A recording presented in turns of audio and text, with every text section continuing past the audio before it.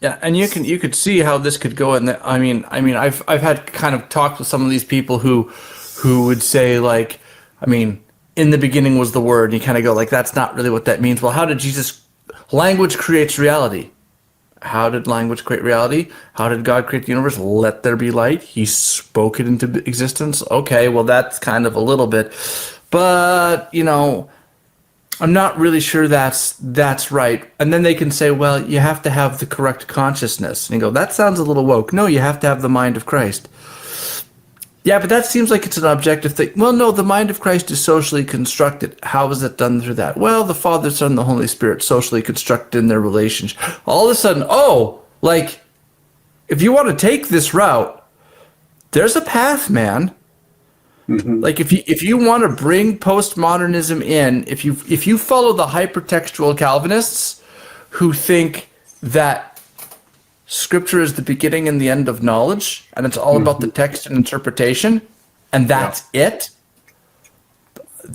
I mean, that's Derrida's playground. You're walking right into Derrida's playground. Yeah.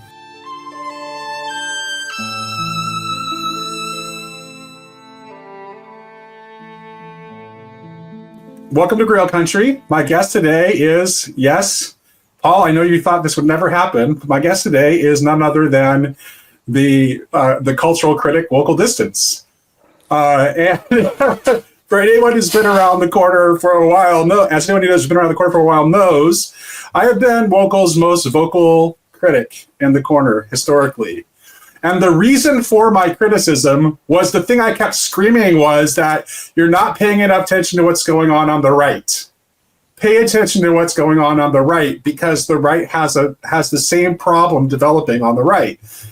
And now all of a sudden that has also been in his consciousness as well. So I think it made sense for us to talk, because we now are seeing the same pattern, shall we say. Yeah. So just as a thought here, I want to pull something up. So I think you're right to say that I hadn't previously. Now that I know you live in Saskatchewan, I understand why. You could not possibly have had any energy to fight both to your right and to your left, given the context of living in Canada. So in December 21st of 2020, I said the activist class of the Republican Party is about 10 seconds away from injecting a postmodern view of reality into the veins of the political right. I've said it before and I'll say it again. You can't fight postmodernism by drinking the postmodern Kool-Aid. Yep. And what was the date on that? 2020. That was 20. Yeah. So it isn't that I wasn't aware of it. It's that I had to. You only have so much bandwidth. I get it. Yeah. It had to be one thing at a time. Yep. And so a lot of people thought, well, you're just a right-wing cultural, and like I would drop little things like that every once in a while and be like, I'm aware of what's happening on the right. Now, this is kind of interesting because there's a difference. This might be helpful. There's a difference between postmodernity and postmodernism. Mm-hmm. Postmodernism, in the philosophical sense of the term, is a cluster of views revolving around a certain view of subjectivity, epistemology, knowledge, truth, language, social construction, etc., etc. I mean, Everyone in the corner is aware of that. Postmodernity is another matter. Postmodernity is the epoch in history in which postmodern ideas come to the forefront and the ideals of Enlightenment liberal modernity kind of are beginning to fade back. So there's an asymmetry between the right and the left in that most of the explicit postmodernist philosophy, not the epoch, but the philosophy, was developed by people on the left. Derrida, Foucault's not quite a leftist, but he's swimming in that sea. Lacan, all the critical theorists.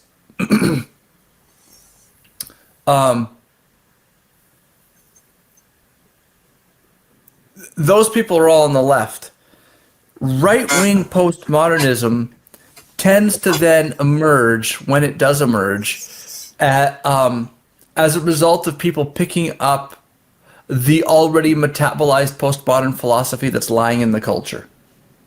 Like if you think of culture of the culture at large as metabolizing these philosophical ideas, that's where the right gets them from, typically. Yeah. There is these things look different,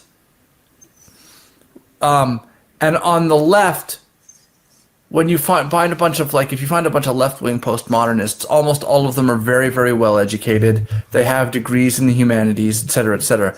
When you find right-wing postmodernists, it tends to be like these sort of eclectic right-wing art types. Mm-hmm. It looks, like I'm thinking like one of the big names on this was Zero H.P. Lovecraft. If you followed that guy on Twitter at all, it's like he's a horror writer. Right.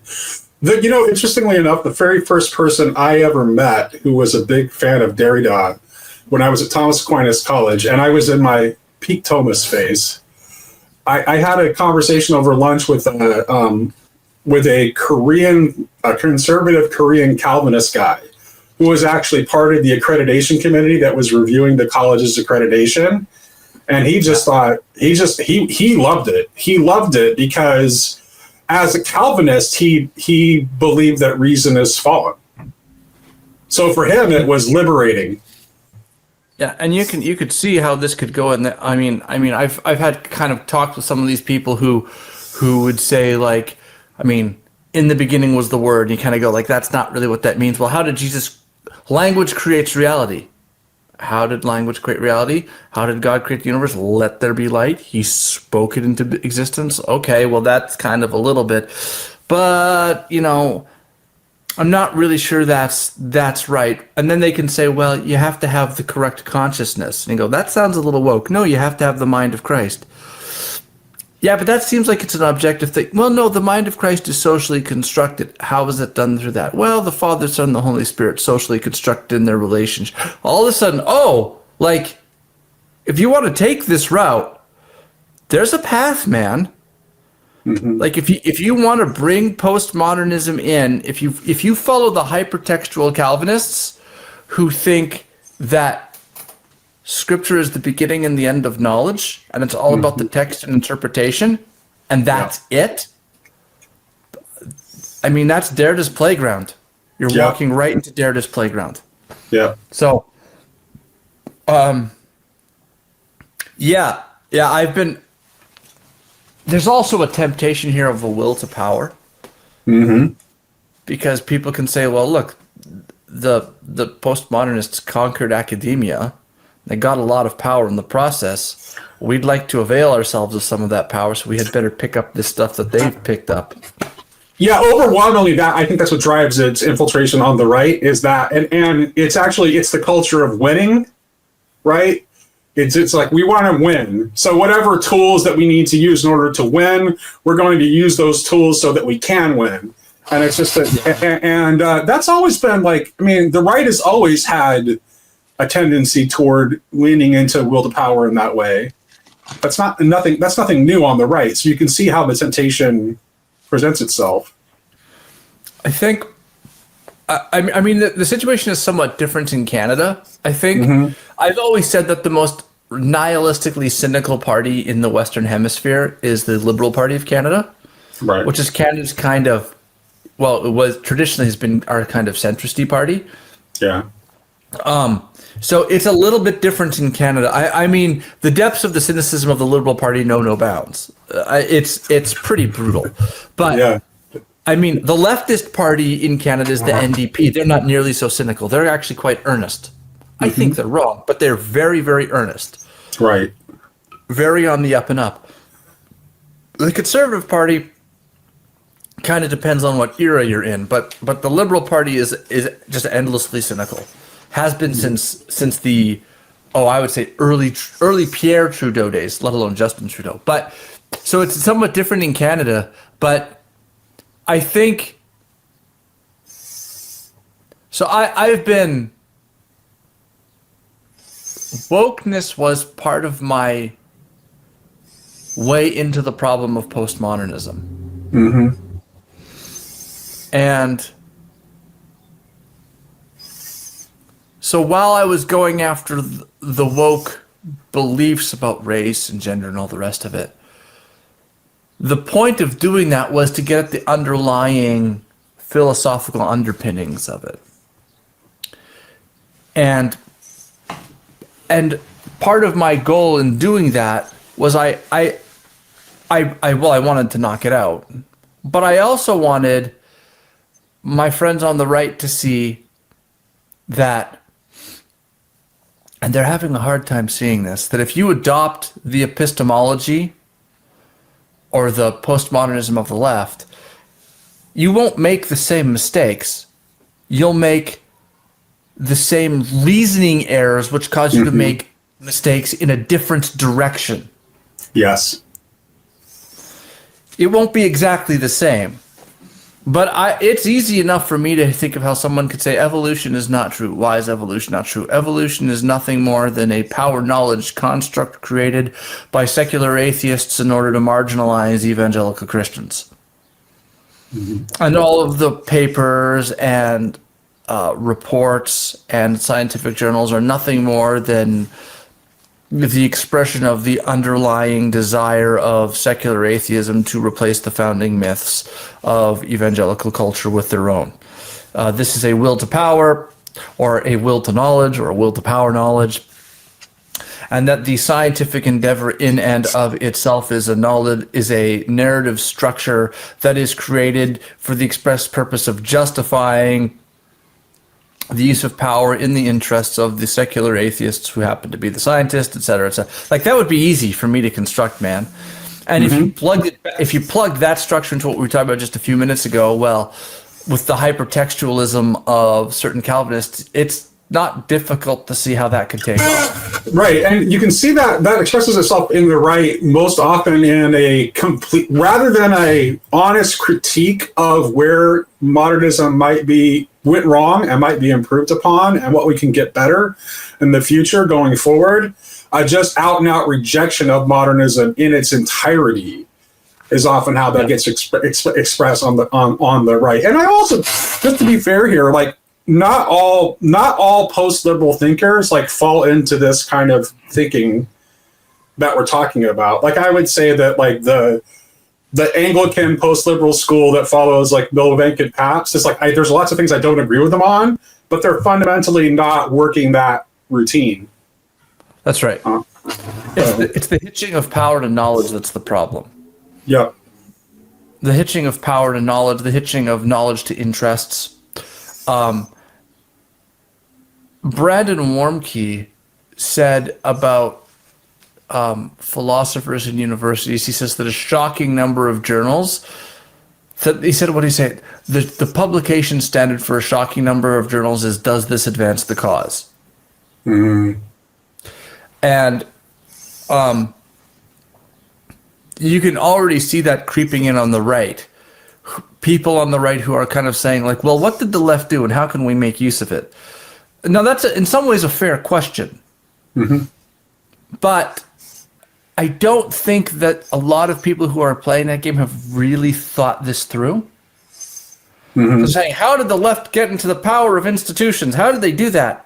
And it's like, that's a fair question, but you have to ask, okay, the way that the left did that, how did they do it?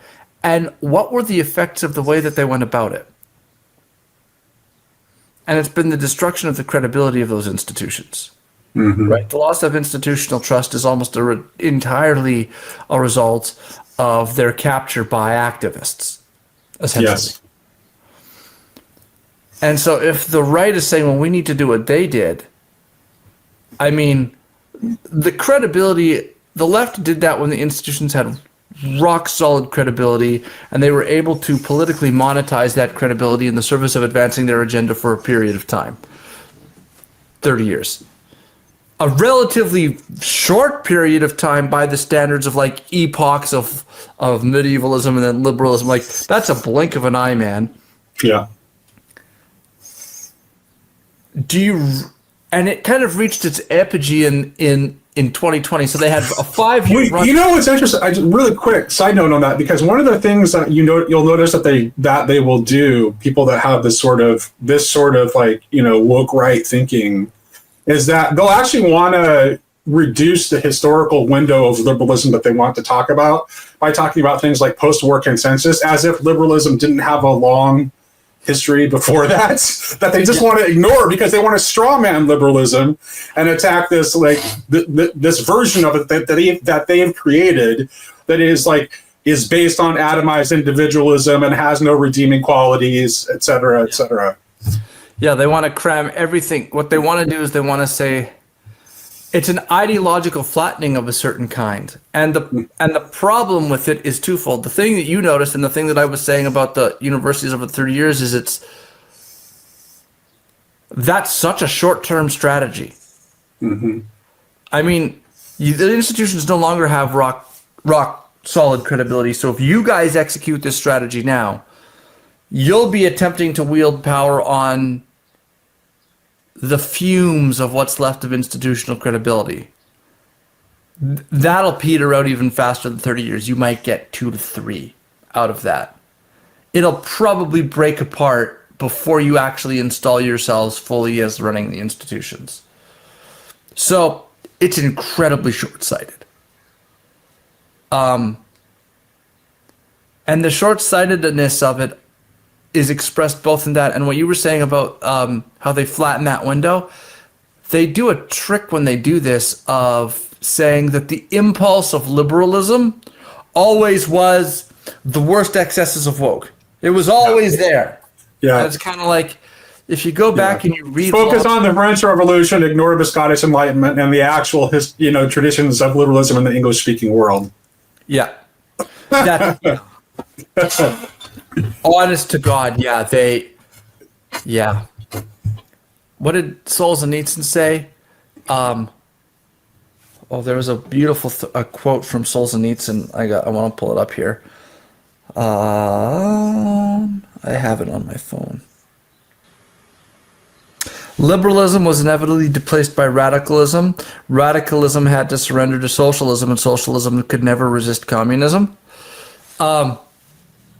Basically, what a lot of the critics do is they take liberalism and they confuse that with like radicalism, socialism, and communism, and say, look, it's the same thing. It's a little bit of like, I have ears, I have a kidney, I have a heart. An elephant has ears, an elephant has a kidney, an elephant has a heart. I'm an elephant. There's a little bit of that kind of reasoning going on there. Yeah. So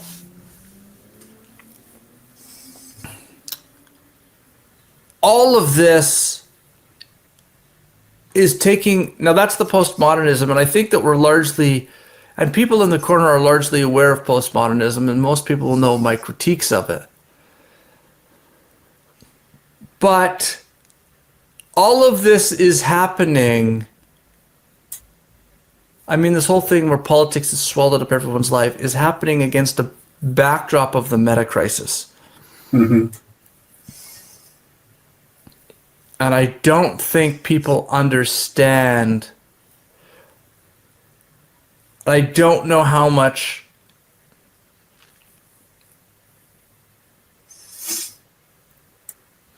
I think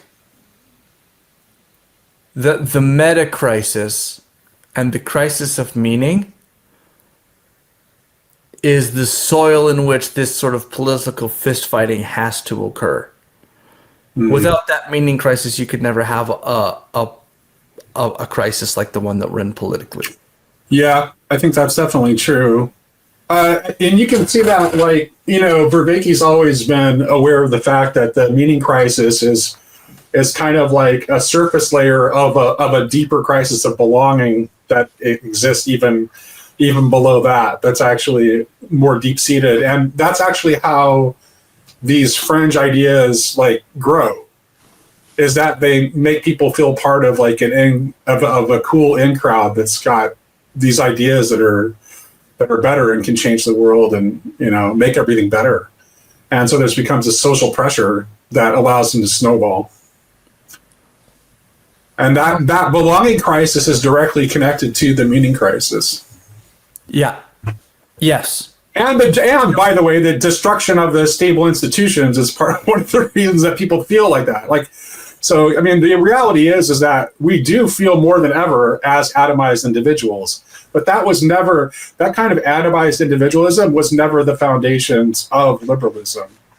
Correct. Like when Jefferson wrote the Declaration of Independence, it's obvious that his ideas are underpinned by a Christian personalist understanding of what a person is. Otherwise, you couldn't ever get rights theory in the first place, because you'd have no reason to regard the person as something with inherent dignity. Yeah. I think so.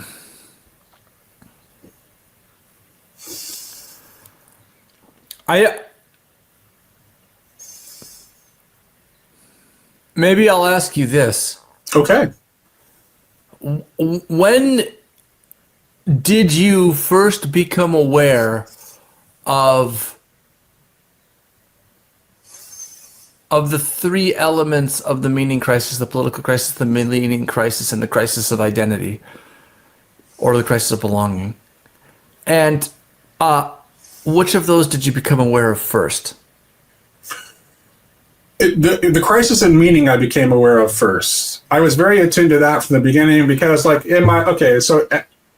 was at one point very much like a realist of the Thomist variety, and very highly rationalistic in my thinking. I'm a little bit more nuanced than that now, but that's how I used to be.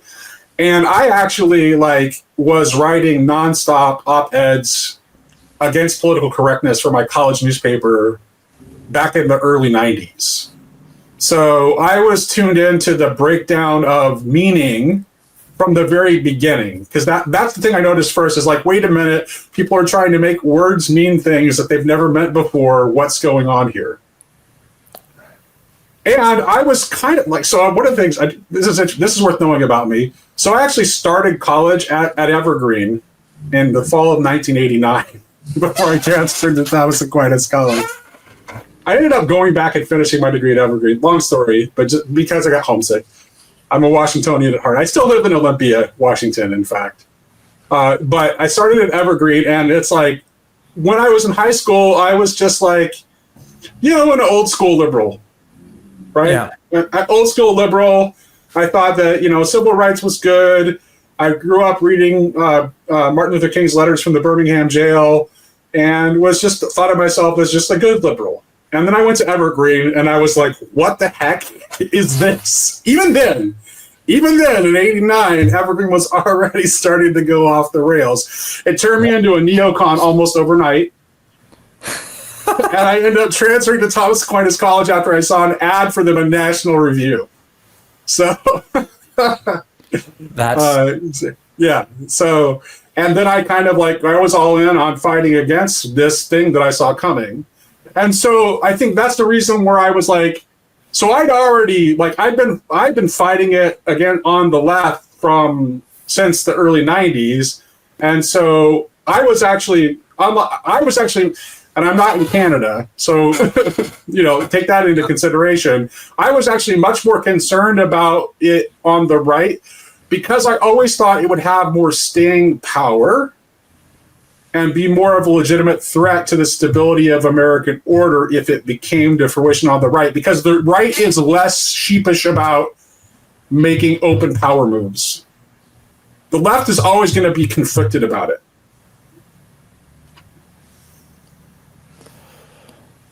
And I mean the right wing. I don't mean right liberals. I don't mean right liberals when I'm talking about. This is, so I'm not sure that's right. I'll toss this out. The communists and the fascists were both completely at home with making open power moves. Yeah. For some reason, though, the fascists, the communists still moved slower. Yeah. Right.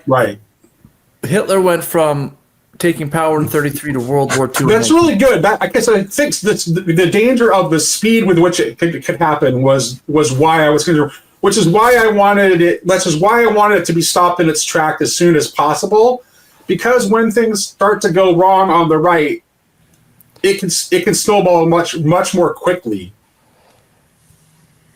Yes, because and you first had, you said 89 was when you started thinking. 89 is when I started college. I'm old. Yeah, but your concern with this, what happens when this moves to the right side of the political spectrum, was a concern of yours back in the 90s? No, not at all. I didn't see it. It took a long time before I started. I didn't see it start cropping up into the right for a long, long time. I mean, the Friends right, but like not gaining any significant momentum on the right. It's not until fairly recently, within the last, like, I'd say 10 years, that you see this gradually increasing in momentum in the right, where it actually is taken with any kind of level of intellectual seriousness. There's always been a crazy fringe right, but it can always just be that. A crazy fringe right that never was going to be taken seriously. Now, okay, they have a lot more momentum. Because I was going to say Sam Francis is probably the progenitor of this. Okay. But he was writing about Gramsci back in the 90s. But he had a fairly mainstream column, but when he moved into like going into the Gramscian stuff and into the race realist stuff, yeah, that's when he was kind of ostracized by the conservative movement. Right. Yeah, I was reading like Florence King, Rod Dreher. I was a National Review. I was a National Review Catholic Republican. Yeah. How can I go about this? For whatever reasons,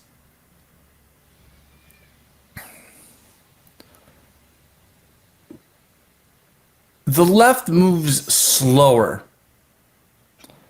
Even the communists move. I mean, like the communists took power in 1919, and it took them like 10 years or 15 years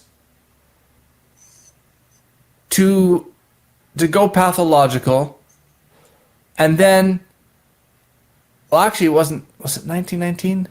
When did the Bolsheviks first take power and knock out the Tsar? Was that 1919? The revolution began in 1917, but I think it was 1919 is when they finally took power. Yeah. So, and when do we finally see like the Iron Curtain of communism really hit? It's when Stalin shows up. Yeah. So that's in the 30s. So it took about twice as long. Yeah. It took him about 14 years for that to happen. And they were much less aggressive about it. I mean, Hitler just marched into France. Right.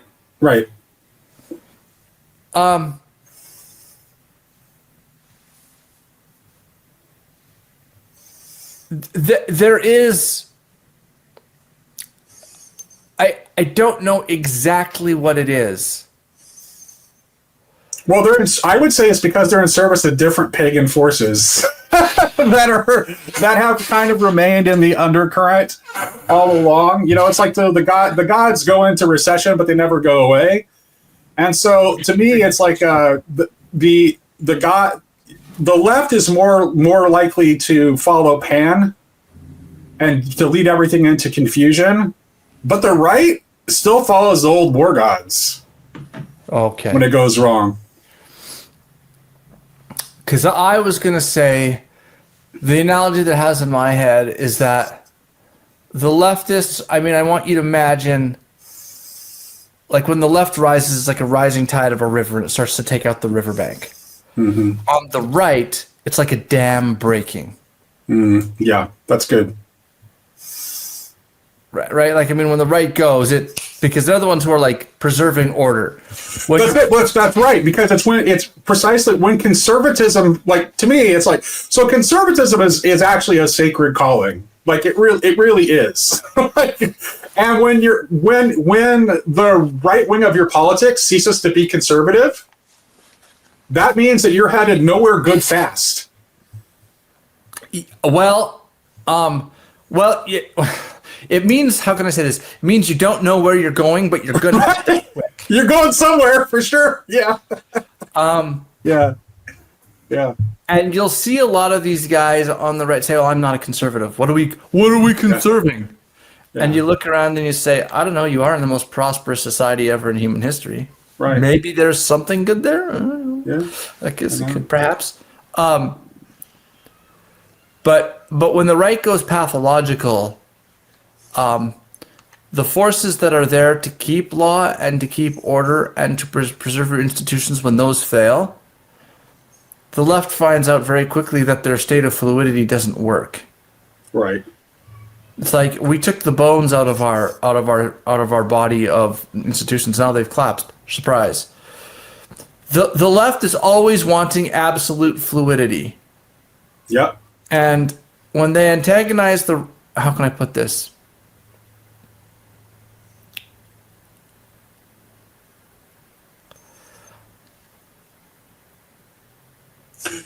The right and the left are like the gas pedal and the brake of society. Right. And what the left has attempted to do is put a brick under the brake so it can't be pressed and tie down the gas permanently. Mm-hmm. And when it goes wrong, they say, well, the problem is the tires, or the problem is the steering, or the problem is and they don't realize that it's like, you have a temperament. And so you are always, because of your temperament,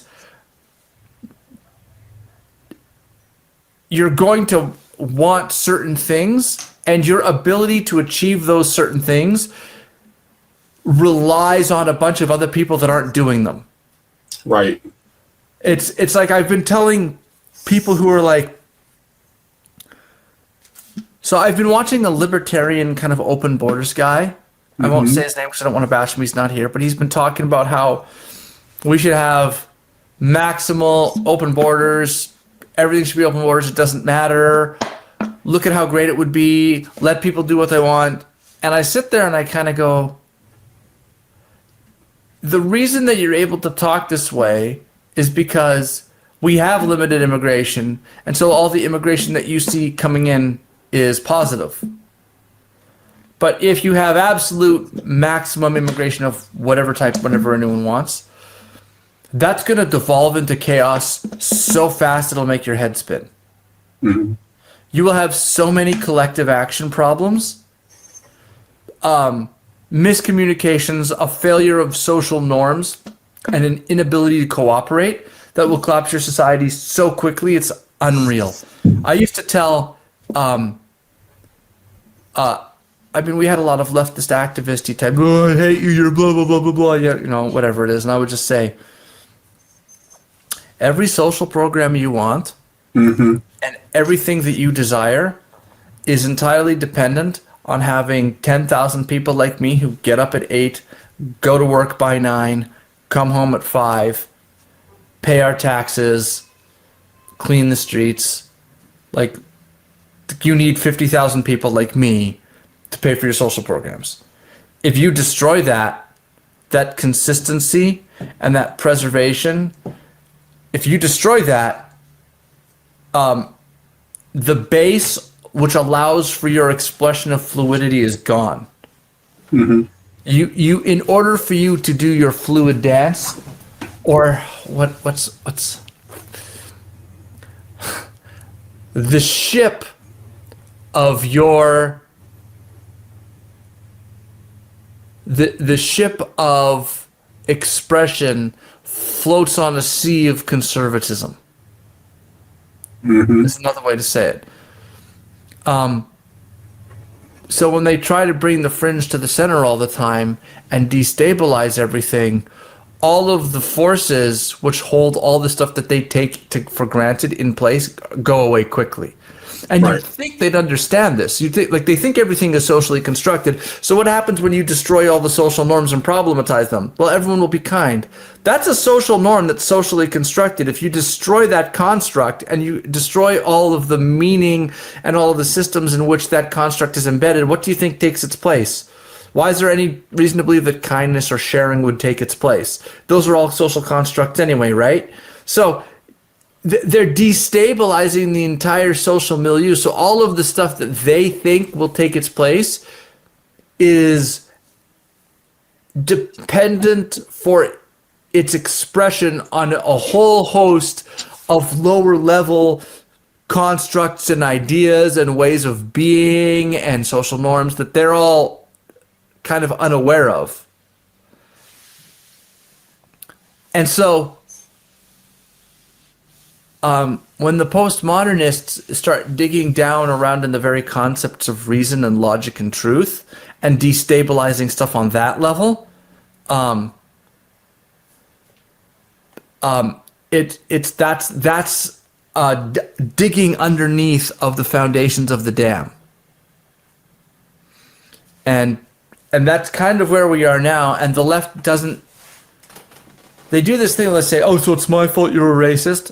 No, dummy. It's your fault for destroying the institutions, the social norms, and the set of concepts in which it made sense to say racism is wrong. Right, and here's the thing: when this energy is coming from the right, you'll hear people on the right. They'll say things like, they think of themselves as the defenders of tradition, but some of these actors on the right are more than willing to tear down our long-standing traditions in this country and in your country and in the United Kingdom, to tear down those traditions for their reactionary rebellion. Which makes them, which means that what they're doing is a performative contradiction. It's like you're not standing for tradition; you're tearing it down. We have a long history with liberalism at this point, and it's worked pretty well for us. And you just want to tear it down, and you think that's going to improve things? Why? Yeah, it's well, that's why they call them, like, a lot of them call themselves revolutionaries. Right. Exactly. They want.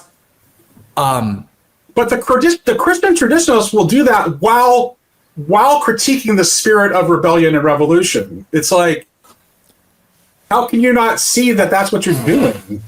Well, if I wanted to steel man them, they'd say, our tradition have been replaced by a foreign entity of liberalism, and we're just reinstating our old tradition. Yeah. But I'm not sure that's right.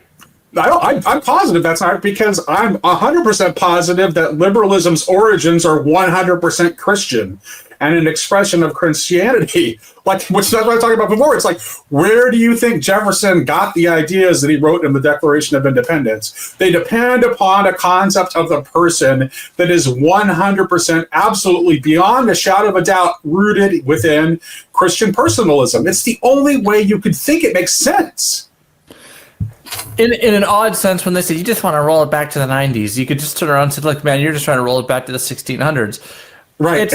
It's the same thing. You're going to end up right back here because that produced this. Yes, that's exactly right. It's like we've already been, like, there's a reason, like the reason that the old style capital T tradition fell was because of Christian action. I mean, I'm sorry, the Reformation was not a historical accident. It wasn't all good in the Middle Ages. You have an absolutely diluted view of history if you think that. One of the things that how do I put this? There's a whole pile of stuff. Do you watch hockey? No, I'm not. I'm a baseball fan, but I watch some hockey. I like the sport. I respect the sport, but I'm not a big fan. But you understand a little bit about it. Yeah. Oh, yeah. I understand the sport. Okay. I'm a sports guy. So there's a whole pile of stuff that happens in hockey. And I like sports analogies. I mean, they're kind of overdone to death, but I like them because they're a nice encapsulation of a concept. Mm-hmm. Back in the 1950s and 1940s, goalies used to play without helmets. Mm-hmm. And people asked, well, why would a goalie play without a helmet? And I'll show you why. Okay.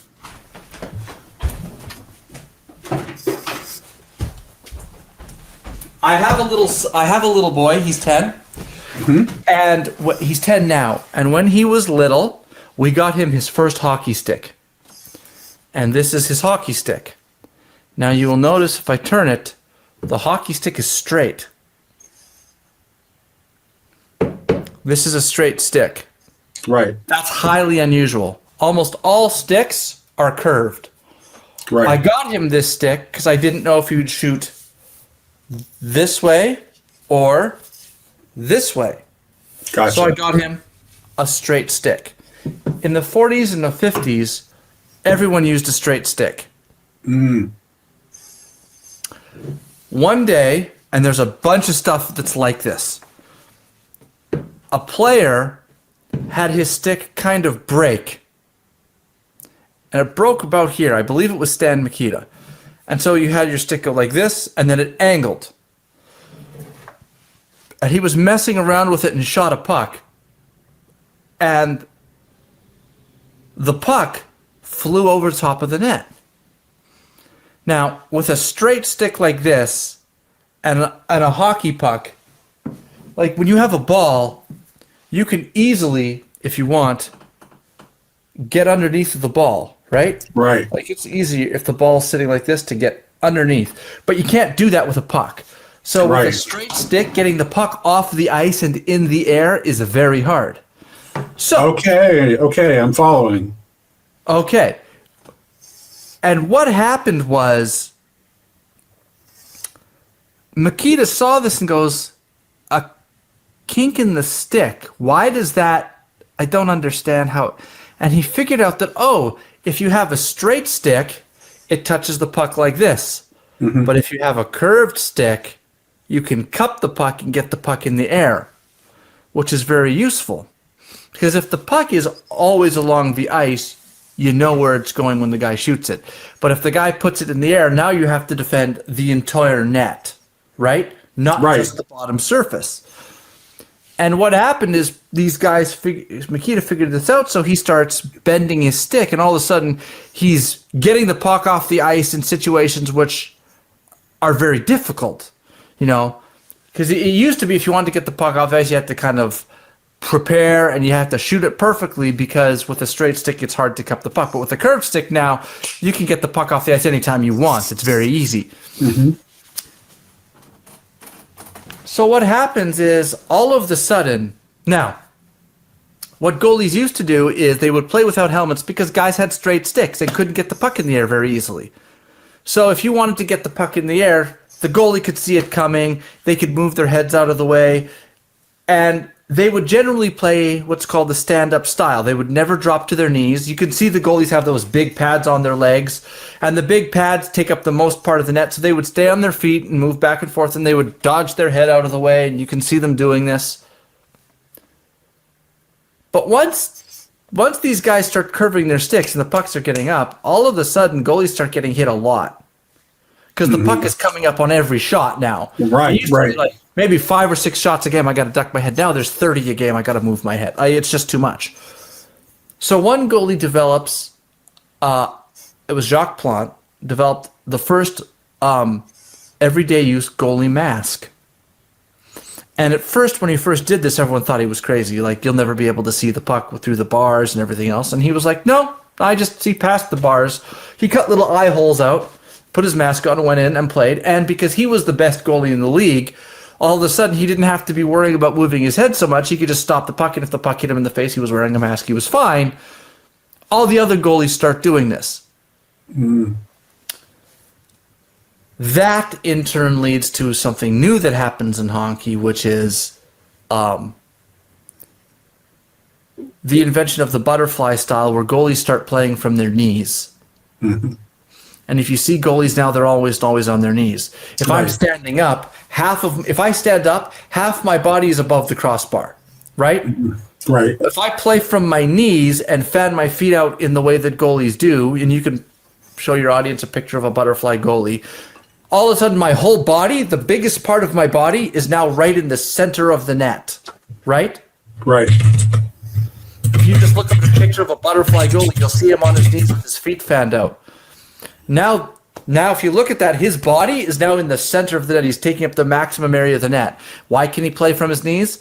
Because the mask gets invented, right? Right. And once the mask gets invented, all of a sudden, everything changes. It's a huge revolution in the sport. The game looks completely different now than it did in the 1950s. And all of this because a guy broke a stick. Right? There's a bunch of stuff that happens where little changes. Yeah, you could see. Oh, there we go. There's the butterfly. Yeah. This third one right here. That one where you see that guy with the black jersey, he's on his knees and his body is now taking up the centerpiece of the net. If you want to score on him, you've got corners to aim at maybe. That's very hard to hit. Yep. Right? He's taking up, because now he doesn't have to be standing up and have, part of his body over the crossbar where there's no pucks coming. He can get right down onto the ground and use the center of his body to get that in front of the puck, which is much more effective.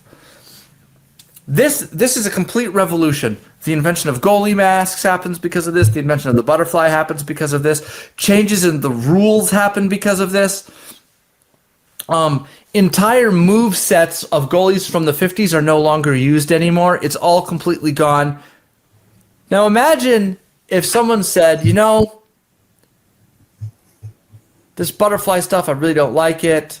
Guy gets a knee injury. We need to go back.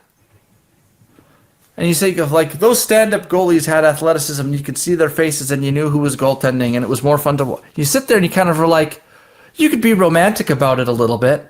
But if you understand how that developed, if you put a guy in net now with composite hockey sticks and no mask and he gets hit, he could legitimately die. Yeah. Like that's a real problem.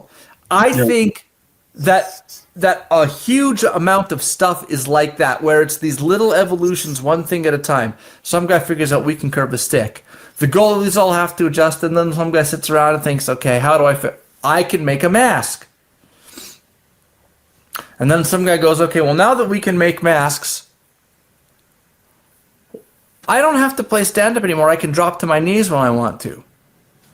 And then another guy thinks, okay,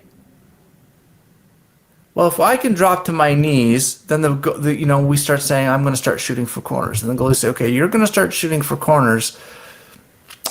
We have to be able to slide around in our butterfly style. We're not just going to drop to our knees. We're going to adopt different positioning. And that's going to lead, and while all that happens, the composite stick gets developed. So we move away from slap shots. We start using wrist shots, which are quicker to get off, but are actually less hard. And all of a sudden, it's the quickness of the shot coming that matters. So now we move away from, the worst athlete on your team gets stuck playing goal to now the best athlete on your team has to be goal, because it's all about quickness and athleticism. Right. All of that's just evolving, right? It's not planned. But what's evolved, what's produced now, is a type of goaltending that is vastly superior to what happened in the 50s. Mm-hmm. If you try to go back to 50s style goaltending with no mask on, you'll either get killed, lose all your teeth in the first game, and you probably aren't going to stop the puck very much because you're going to be worrying about getting your head knocked off. It's just not palatable. Like a wood stick with a straight blade and a composite stick with a curved blade are two entirely different animals. On a straight stick with a curved blade, the average player might shoot 60 kilometers an hour. Guys regularly hit 100 miles an hour now with those composite sticks. It's just a different world. This is what the woke right is kind of saying, well, we want to go back to the old way things were, and it's kind of like you can't do that.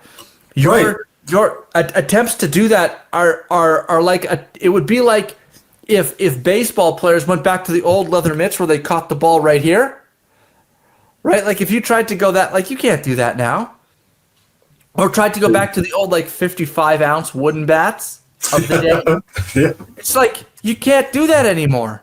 Yeah, it's too advanced. The pitches you wouldn't never be able to get around on a pitch. Yeah.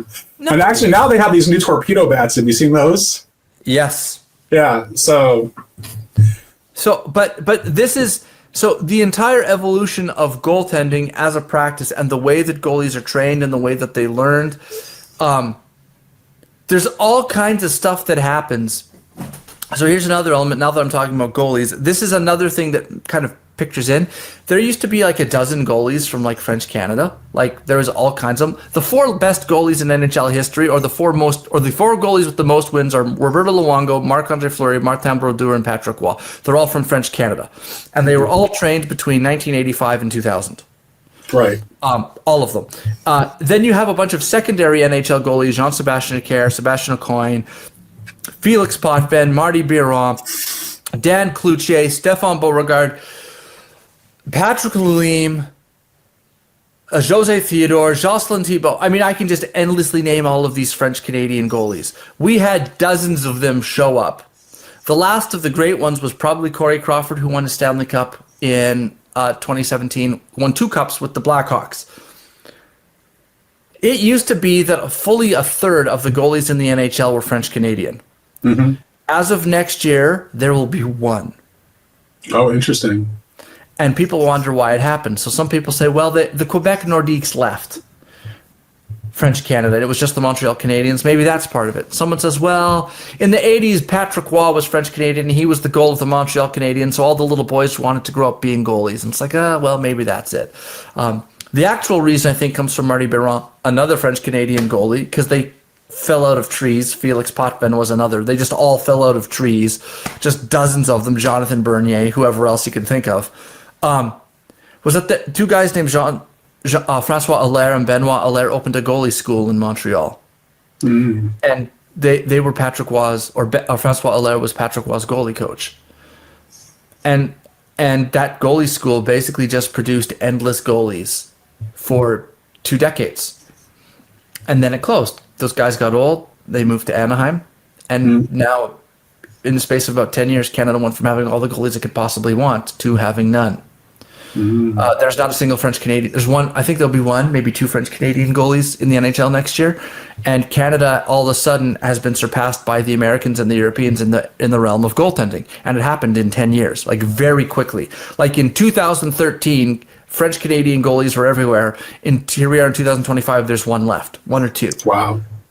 And what that shows is the second thing that we can learn from goaltending is the first is that it develops piecemeal and by evolution, right? In response to the circumstances in which it's in. And then secondly, there are great people who understand how it's evolving and why. And when those great people who understand, that's Frenny and Benoit and Francois Allaire, when those great teachers who understand why it's evolving train other goalies to be able to follow that evolution and to evolve the position, you get greatness. When those institutions fall apart, because it wasn't like that goaltending school was institutionalized within Quebec.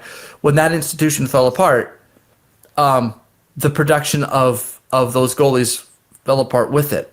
And my worry is with the woke right is that they don't understand. It's like someone looking at Canadian goaltending and saying, well, we have to go back to 50 styles goaltending. The problem is our institutions, so we need to get rid of them. And it's like, actually, it was the institutions that allowed us to be dominant in goaltending to begin with, and we can't go back to the 50 style goaltending. So both the diagnosis and the solution are wrong. Mm-hmm. And in Canada now, it's a minor crisis of what are we going to do with goalies? because Canada's a hockey insane nation, and we just don't have. We've got a few goalies, but we the Europeans and the Americans are surpassing us now, and the same thing, that same series of concepts can apply to other things as well, where if you don't understand why certain things developed and then figure out how the next development is going to go carry along within that tradition of development, and if you can't build institutions of people to help shepherd that development on in a good way, you're going to end up falling behind. And the destruction of our institutions with nothing to replace them is going to be a serious problem. I want people to understand how quickly this can go. And the reason I used goaltending is specifically because French Canadian goalies dominated the goaltending scene from the 80s up until about 2016. And in less than a decade, they're gone. Like, this stuff can go quickly. Right. Yeah. Like, it's unbelievable how fast that happened. And the same thing could happen in Silicon Valley. The same thing can happen in the intellectual world. The same thing can happen in the universities. If that institutional memory is destroyed, and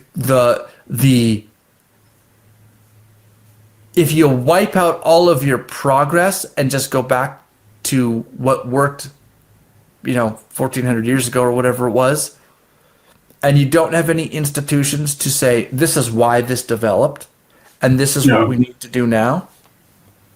Like if you, even take baseball, if you have a pitching coach and hitters have figured out how to hit the curve, okay. That used to be our pitches. Our bread and butter pitch was the cutter. Okay, hitters have figured out how to destroy that pitch and send it over the fence all the time. Now you need excellent pitching coaches who understand the development of baseball, understand why hitters have caught onto the cutter, have caught onto the curveball, and say, okay, how are we as pitchers? How have we evolved to defeat hitters in the past, and how can we evolve to defeat hitters in the future? What are we going to do? And that requires a deep understanding of tradition and why, a correct diagnosis of why the evolution has happened. And I think that the postmodern types on the right have a misunderstanding of the evolution. They have a misunderstanding of the ability to go back, and they have a misunderstanding of what happens if we do with institutional takeovers. That was a really long right. No, but you're right. They have this impulse to think that we can just go ahead and retreat back to before the modern, rather than to pass through the modern. Like, the way forward is to pass through the modern. I think there's nothing wrong with critiquing the shortcomings of modernism. It has shortcomings. It doesn't get everything right. We can have an honest critique of modernism, but that doesn't mean that we want to just throw it out entirely, because it actually does. And one of the best things we get from modernism is that modernism is better than anything we have before it for detecting bullshit. Yes. If we throw out modernism, we lose our bullshit detection system. Yeah. One of the things Joseph Heath, who's one of my favorite philosophers, pointed out in a talk was that dreams about dental care in Freud's time were the most common thing in the world, and now nobody has them anymore. Right. And one of the reasons for that is, or probably the main reason for that, is because dental care in Freud's time was like done without anesthesia. We lock your jaw in place we have devices to hold your jaw in place while we rip a tooth out. Yeah. It's one of the most traumatic and horrible experiences you can go through. Even though at the end you feel better, but it's a horrible thing. Yeah. The introduction of dental anesthesia just alleviates that entirely. Right. So dental anesthesia and penicillin, right? Like unimaginable improvement in the lives of almost everybody. And so when people we don't get those without modernism. Yeah, like how do we get that? Well, modernism. That's how we got it. Yeah. Gives us penicillin. Like the guy who is like has no understanding of the metaphysics and just says, I only care about the physical world and that's all there is, and all I will ever focus on is the physical world. I think that guy is spiritually bankrupt, but he probably invents X-rays. Right. It's the same thing with the postmodern times, right? Their obsession with language means that they get a lot wrong. But if you ever want someone who's to talk about language with, or who uses language really well, postmodern types are pretty damn good at it. Right. When your only tool is a hammer, and you try to use a hammer to fix anything, sometimes that doesn't go real well. But if you ever have a nail that needs taken care of, the guy who only uses a hammer is probably who you're going to call. Yeah. And I think that I wouldn't want that guy running off society, but I don't want to drive him out either, because we need the guy with the hammer. Because every once in a while we're going to need a nail. And this is a totally separate conversation, but at some point I would say that like postmodernism actually does have a utility. And I think the utility of postmodernism is that it pushes me as a personalist. I think that what happens with postmodernism is that pushes anyone who's looking for a metaphysics that works, it pushes them beyond a metaphysics of being toward a personalist metaphysics. So it actually opens the door to a possibility of a metaphysics rooted in person rather than in being. When you say metaphysics of person rather than in being, you mean it's ultimately derived from the mystery of the personhood of Christ, which is the particular universal, right? So the old metaphysics was a metaphysics of universals, but Christ is a thing. Christ, the person of Christ, is something which is beyond the particular and universal. It is the universal particular. It is absolutely particular and absolutely universal at the same time. Okay. That's a really long conversation, though. It's not this, but this is kind of what Plotinus was aiming for when he talked about the emanation from the one. Yeah. Plotinus's view of the one is like the singular thing from which everything else goes from, right?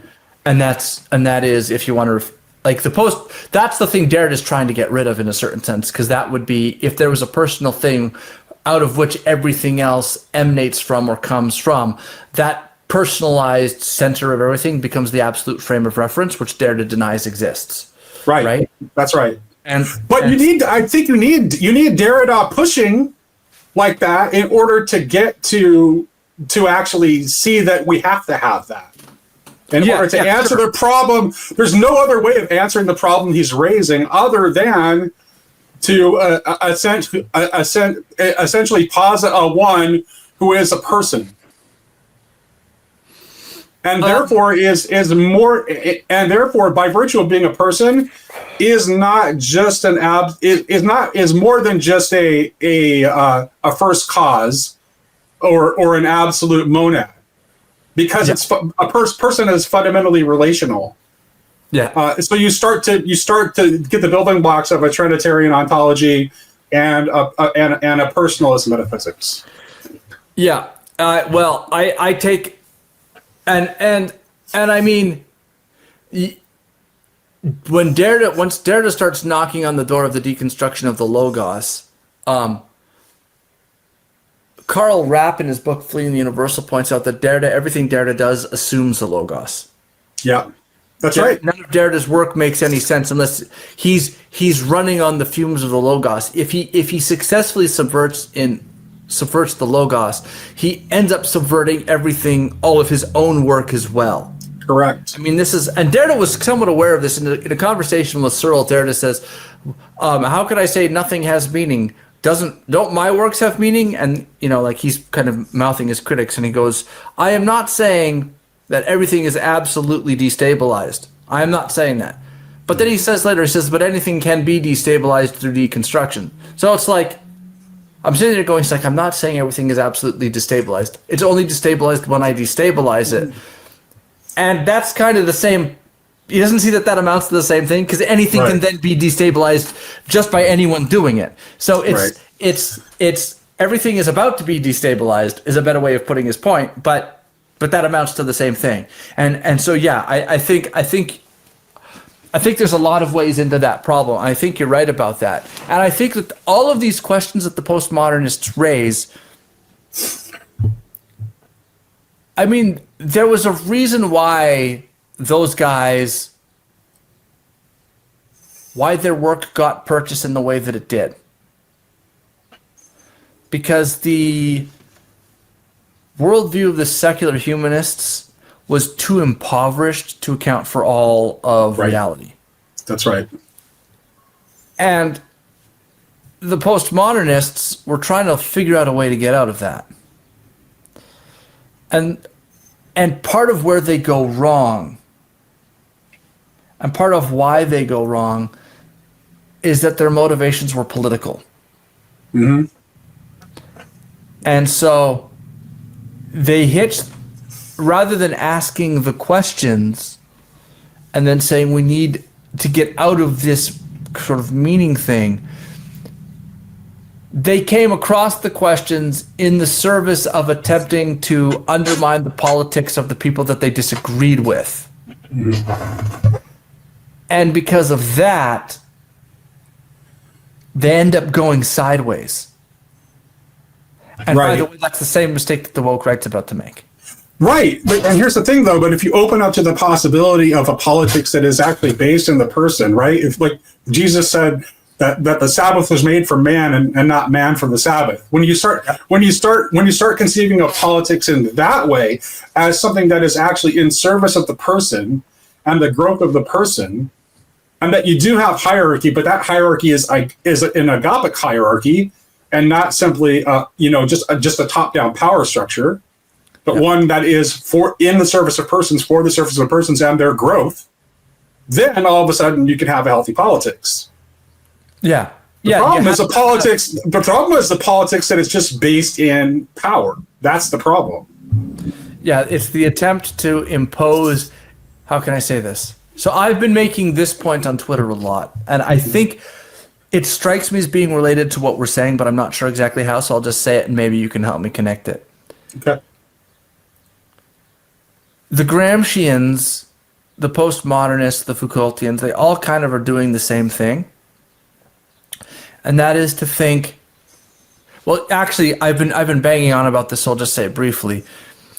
The sort of 60s counterculture radicals thought the entire society was a system of ideology, and that therefore every aspect of the system existed to produce cultural products which had as their goal the maintenance and justification of faith in that system. Accordingly, the ruling class uses its cultural dominance to embed their values and their interests and stories, narratives, concepts, ideas that how can I say this? Stories, concepts, and narratives which assume the interests and values of the ruling class, they embed those into society too. So basically people are being brainwashed or socially conditioned, or at the very least that the stories and narratives and concepts and ideas which assume the values and interests of the working class are the easiest things at hand for people to use when they're justifying this or that thing. And so there becomes like this kind of intense paranoia about this, right? And so they all say, well, we have to get out of the system. But they can't. Every time they try to get out of the system and it doesn't work, they say, well, our problem is that we didn't get the critique deep enough. Right, so we always have to go deeper. And so what they end up doing is they're all seeing the means of cultural production and cultural hegemony as being like kind of determinative of who gets power and whose interests and whose values and et cetera are going to be embedded in society. And that the elites and the people in the positions of power have the ability to create these sort of power knowledge constructs where they have the power to create knowledge, and that knowledge becomes accepted in society. And by virtue of the acceptance of that knowledge, the interests and values of the power brokers are increased, so they get more power, and then they use that to create knowledge, to justify their power, to make more knowledge. And they're all trying to like engineer a new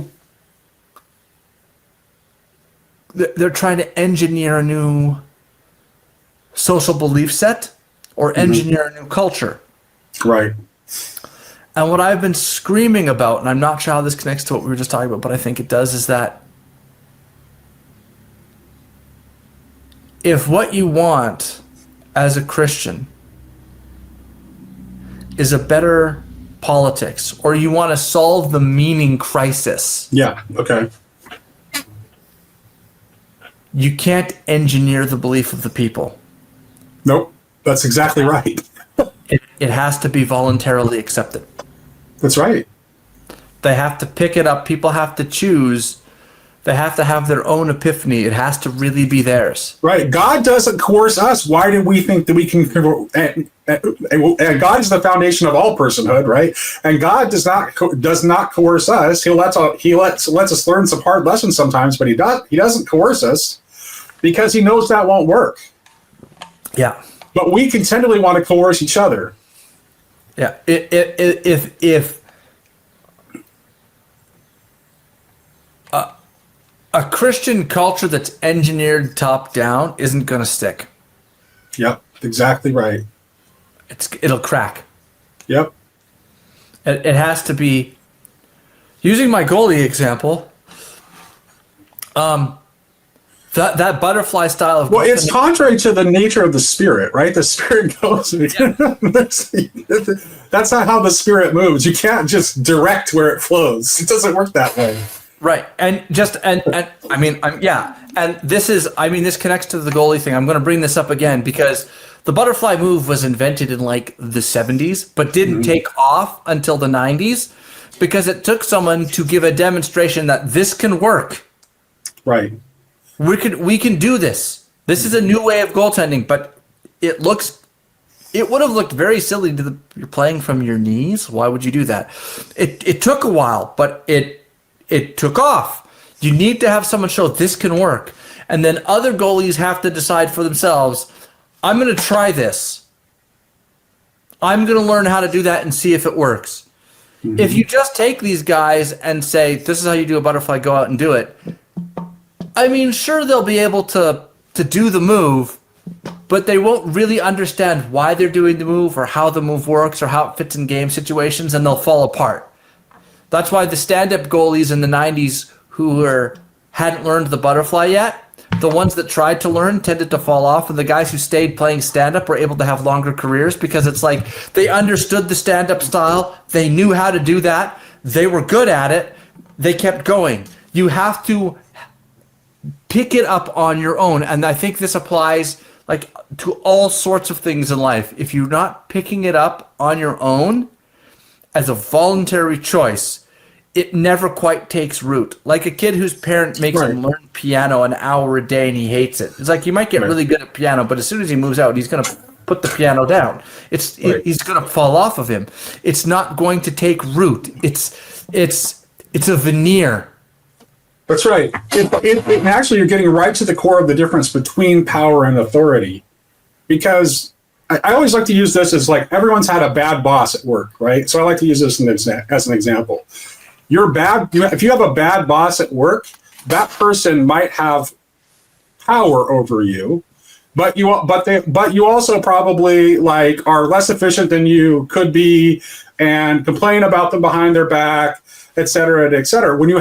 Whereas if you have a good boss, someone you actually know cares about you, not just as a worker, but as a human being, and cares about your well-being, that person, you will grant them authority over you and give them your best output because they're treating you like a human. Yeah. Yes. 100%. 100%.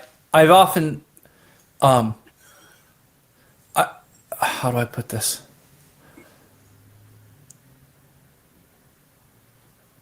You see this a lot. You used to see this in movies, where they would have like the prodigy meet a mentor, right? And it's usually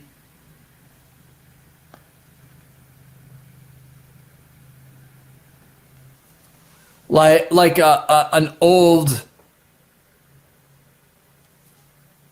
like a kind of a trope is like some guy says, here, old guy comes up to the young guy who's maybe like, he's a young pitcher. And the guy says, he's a young hitter. And the guy says, let me show you how to do something. And the young kid kind of sloughs him off. Then the guy says, watch. Gets in the batter's box. He's like 58 years old or like 60 years old or something. And first pitch on the machine just pounds it over the fence. And the guy looks at him and goes, really? You're 60 and you can do that. It's like a demonstration of this is what I'm capable of. Yep. Or I mean, it's a trope in movies of like the old master comes along, or like the kid kind of ignores him until he like finds an old newspaper clipping of like, you were the world champion at karate? He's like, yeah, I was. Oh, right? Oh, yeah. Absolutely. Proof of concept. Right. I just don't know how you, at the level of a mass society, do something like that. Yeah. Well, I think that's interesting. Yeah, I don't. Here's the thing: it's like, do we need to do all of this at the level of a mass society? Is one of the questions I always have, right? So, like, one of the things that I'm fond of saying is that the government doesn't have the government doesn't have a monopoly on human cooperation, and if it's failing, then we shouldn't use that as an excuse to stop building things that are awesome and worth building. And the church once upon a time used to actually like create healthy institutions, hospitals, churches, universities, and for whatever reason, because government power has grown so much, and the state has kind of like just increased its size and its scope in our lives, we just kind of like sit back and wait for the next election to fix everything, instead of taking responsibility to do what we can where we are with what we have. I'm thinking about this authority power distinction. Mm-hmm. Part of what the postmodernists did is break that apart by saying the distinction between power and authority, and the definition of authority is an exercise of power, right? Right. Authority is defined by the people who have power, and they define authority in terms which benefits, et cetera, et cetera. There's a sort of meta self-aware cynicism that people engage in, that once you adopt that's really tough to shake. It's so obviously false to me, though, because it's like you can't, like, authority is only something that you can give. Like, if authority exists, you as the person who is under authority are involved in that. So, like I was saying, someone can have power over you without you having any say in the matter. That's true. But someone can't have authority over you unless you are willing to give right. your participation to that. It's actually a relational thing, which right. is why authority and faith are actually kind of talking about the same thing, because they're both rooted in trust. Oh, I trust this person. I'm going to listen to what they're telling me because I trust them.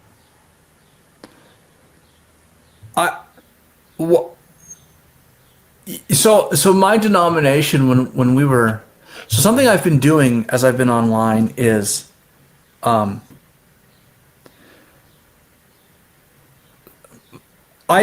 don't have any power, and I'm not a power broker. Right. And I've intentionally cultivated myself online to be that way. Right. Whatever influence I have, if I have any, or power or whatever else, or authority, the model that I use, because I go to a Pentecostal church, is authority through relationship. Mm-hmm. That's the model that we use. Yeah. So because of that, the only say I have with anybody is, do they know me well enough to take me seriously when I speak to them? Mm-hmm. So if I'm going to have a chat, when I go to AmFest and I see James Lindsay and Chloe Cole and Jack Posobiec and all those, people in the kind of right-leaning infrastructure, if I say, to James Lindsay something or whatever it is, how seriously he takes me is entirely a product of the relationship we have and has nothing to do with whatever power I can offer, because I don't have any power to give you. Right. That it's just, do you know me? And do you trust me? Yeah. That's how that works. It's nothing more than that. Right. That's right. That's exactly. I mean, that's exactly how I think things should work. Yeah, and I guess what institutional credentialism did was supposed to mark out people who had been well trained. Right. And the reason that it was supposed to mark out people who had been well trained is so that you could go to that person and say, that was supposed to engender the kind of trust that allows for authority between strangers. But once that became abused, they cracked that, and you can't just get it back now. That's right. There is, you can't put that genie back in the bottle. I mean, that is how it is now. So if we're going to, we definitely are a society that's in desperately need of authority again, but we're not going to be able to take that pathway. I think again, the problem is that the left wants to pathologize all authority as being just power. Yep, exactly. Therefore, right. delegitimize it as exercises of power. the woke right want to say the left is correct. All authority is just about power, and we're going to wield it. Yeah, that's right. That's it. And I want to say none of that's going to hold. You're just going to get endless cycles of revolution until you get legitimate authority that people are willing to recognize as okay. And I see so many people who are. There's this sort of. You know what a cargo cult is? Yeah, I do. I'm gonna grab a book. Give me just a second. Sure, you got it.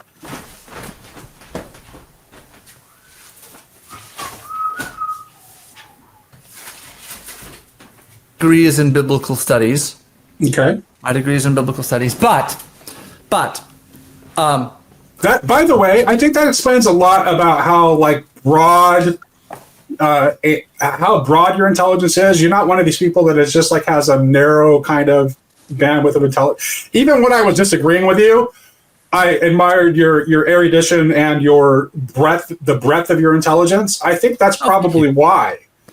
Yeah. It's because you have that biblical theological background. I think it leads to a more adept, quick mind.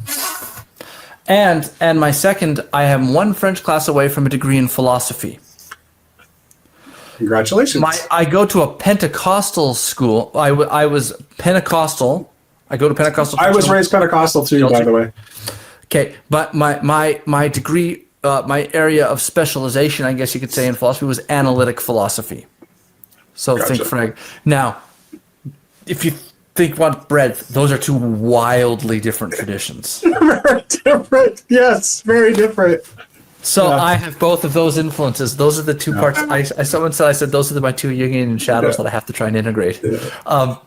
So I was trained, and my background is so Donald Davidson,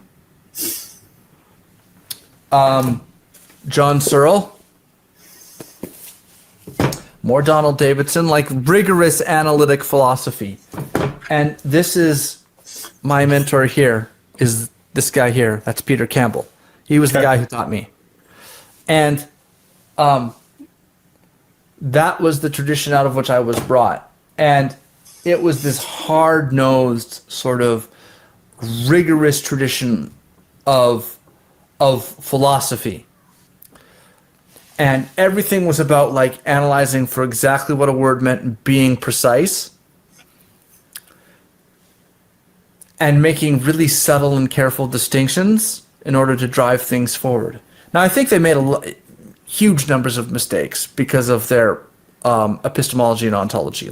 Logical positivism came out of that, and that was a big mistake.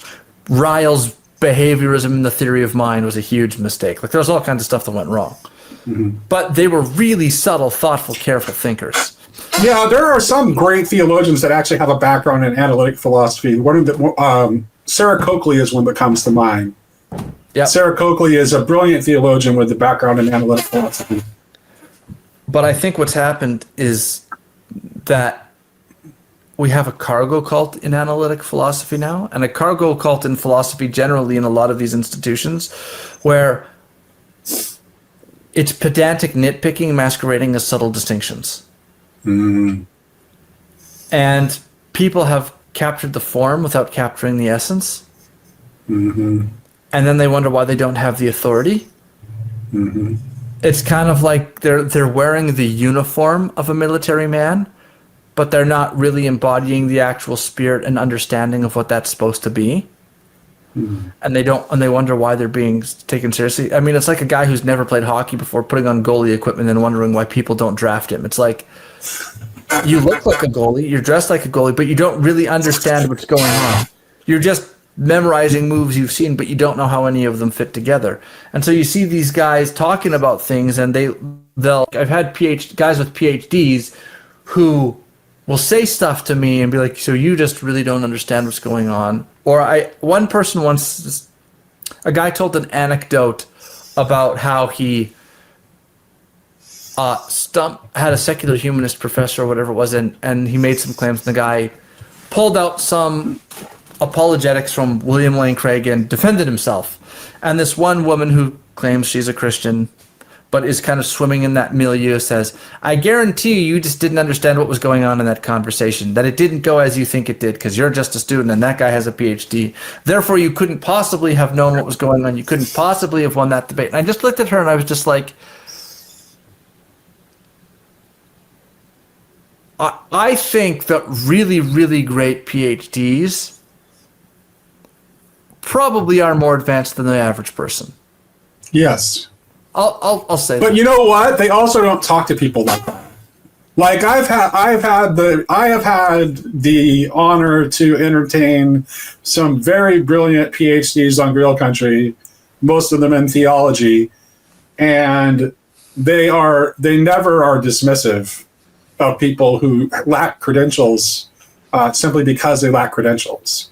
Yeah, that's why they keep coming on and having interesting conversations with me, is because they think that even though I don't have a PhD in theology, they think that I'm a careful reader and a serious person who is paying attention. Yes. So. and when you, I mean, if you're gonna, I mean, I have 1 degree, I could go take a French class and have 2.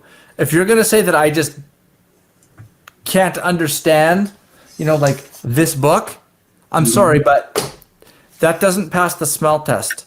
This is just conversational gatekeeping in order to avoid dealing with ideas. And part of the problem with that is there does need to be some real conversational hygiene that occurs in society, but you can't legitimately gatekeep a conversation now, because the moment you do that, everyone just says, well, this is how experts avoid having to deal with criticism.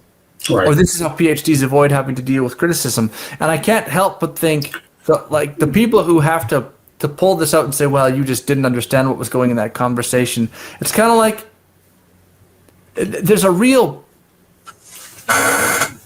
disrespect of the intelligence of the average person going on.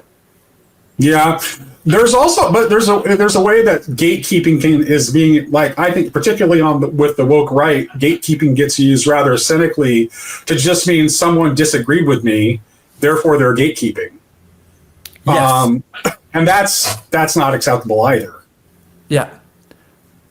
I'm going to use another hockey analogy to explain what I'm trying to think here, and this one will make a little more sense.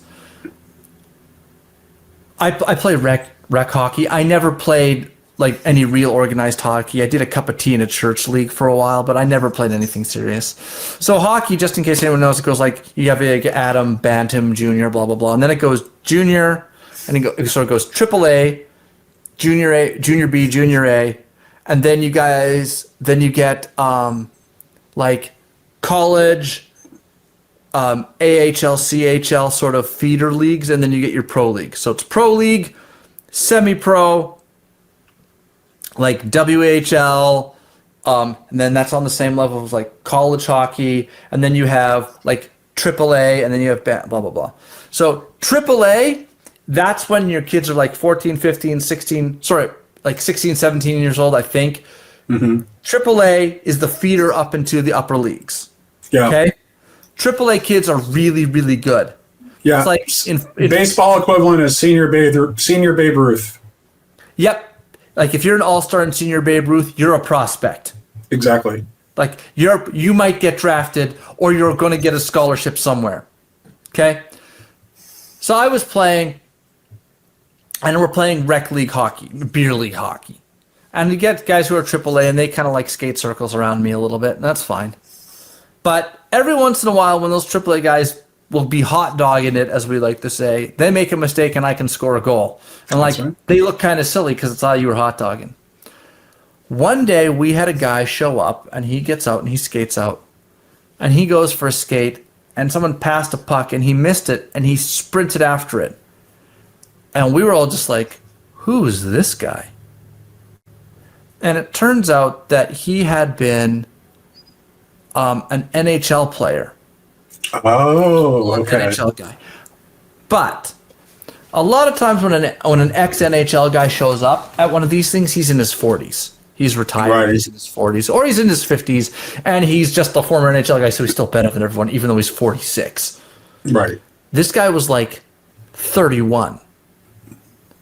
Still in his prime, and had been a bubble player. So he would play like NHL and then get sent down to the farm team, and then called back up for a few games and sent back to the farm team, and called back up. And he had an injury and got himself back into playing shape, got called up, got sent back down, and was like, I'm done. And he was just keeping in shape in case he wanted to go back. So he's like a legitimate NHL player. Okay? And he was playing defense. And he gets the puck, and he decides he's going to rush up the ice and try and score. So he rushes up, kind of goes around everybody, pings the shot off the post. It bounces off the post, comes out, and is like heading towards the blue line. So you think, like, here's the net. There's a red line here. That's the goal line. Blue line, red line, blue line, our net. The puck is like at the blue line. He is behind the net. And two AAA guys pick that puck up and start skating the other way. He is behind the net. He comes around from behind the net, and he chases those guys down before they cross our blue line. Wow. He just zips off, lifts the stick, takes the puck back, turns around, is posting backwards, and is pulling away from them, going backwards. And he just snaps the puck to one of our guys, tape to tape, like an 80-foot pass, just perfectly. Gets back, comes back into the offensive zone and assumes his place, as the last man back. Goes, sorry, boys. We're just like, it's okay. You can handle it, kind of a thing. I saw the difference in that thing between a full-on NHL player in his prime and like a AAA guy in his prime. And boy, I think there's a lot of guys with credentials who think that whenever they get online and start talking, that they're the NHLer playing against a bunch of beer leaguers, and they're not. They're not. They're not at all. It's not anywhere near that. Not at all. It doesn't work like that at all. It's not. They're not like. They think they're like a professional, like MLB pitcher playing Little League, and they're just not that. Yeah. Like, I'm sorry. There's not a Little Leaguer on earth who's getting a hit off Shohei Ohtani. That's never happening ever. Like, no 12-year-old kid, if Shohei Ohtani gets to the mound and starts chucking, starts throwing heat, there's no 12-year-old that's going to hit off of him. But well, especially if you're talking about a debate or a dialogue, because just because you're an academic doesn't even make you necessarily good at those things at all. Correct. Like, unless you also happen to have a background in debate or some kind of public performance, you might be terrible in that scenario. Yeah. And I've watched a lot of these guys and what they want. When that NHL guy did that little rush, as soon as he did that, all the rest of us were like, okay, what are we doing now? What's the plan? You are now coordinating the team. Yeah. And he told me, I was like, what do you want me to do? He's like, just do what you're doing. He's like, I would actually rather have you on my team than those guys. And I said, why? And he goes, those guys hot dog it and get caught. He's like, you don't. He's like, they're better than you. They're more skilled than you. But he's like, you don't do dumb stuff. You just do exactly what you're told because you know where you fit, right? Right. And I feel like regular people who know where they fit and know what they understand and have a good awareness of themselves are infinitely more valuable than some guy with a PhD who thinks his credential gives him the right to run amok. Oh, for sure. Do you know how many times I've had one of my academic guests on Gale Country tell me the conversations I'm having here are so much better than the ones that I'm having inside academia? Like, almost every time. It's almost every time. It's like, absolutely, that's the case. It kind of makes me think of, like, I keep using sports analogies. That's okay. I'm a sports guy. I get it. I'm going to try and stop, but it really is a case where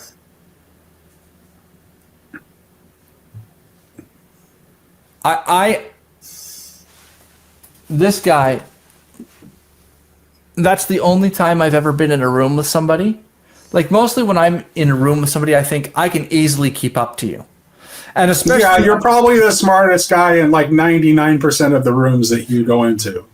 Well, I don't know about that, but I never was intellectually intimidated. And when I was younger, I had some arrogance, right? Yeah. I met comes with youth. Yeah. You got to get humbled a few times first. Yeah. And I never thought, I thought that guy might know more than me because he's got experience and he's done the reading that I haven't done.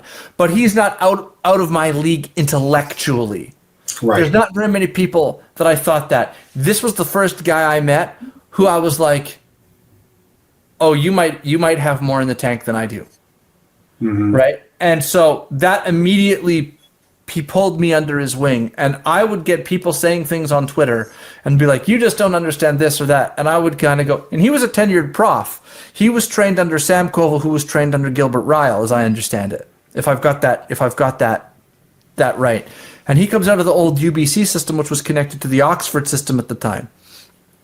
And I would go to him and I would be like, this guy says this. I think he's wrong about that. And he would go, no, Mike, you're right.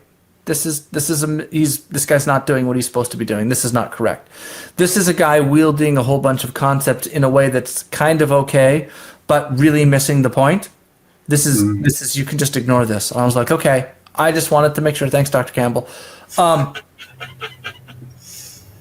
You know, and I feel like that sort of thing leads to the breakdown of authority.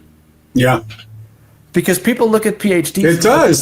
That's exactly right. Because they're trying to assert power in order to gain authority that they haven't earned. Yeah. Yes. Yeah, that's exactly it. Your channel, and like sitting here and talking with you about this kind of thing, it's like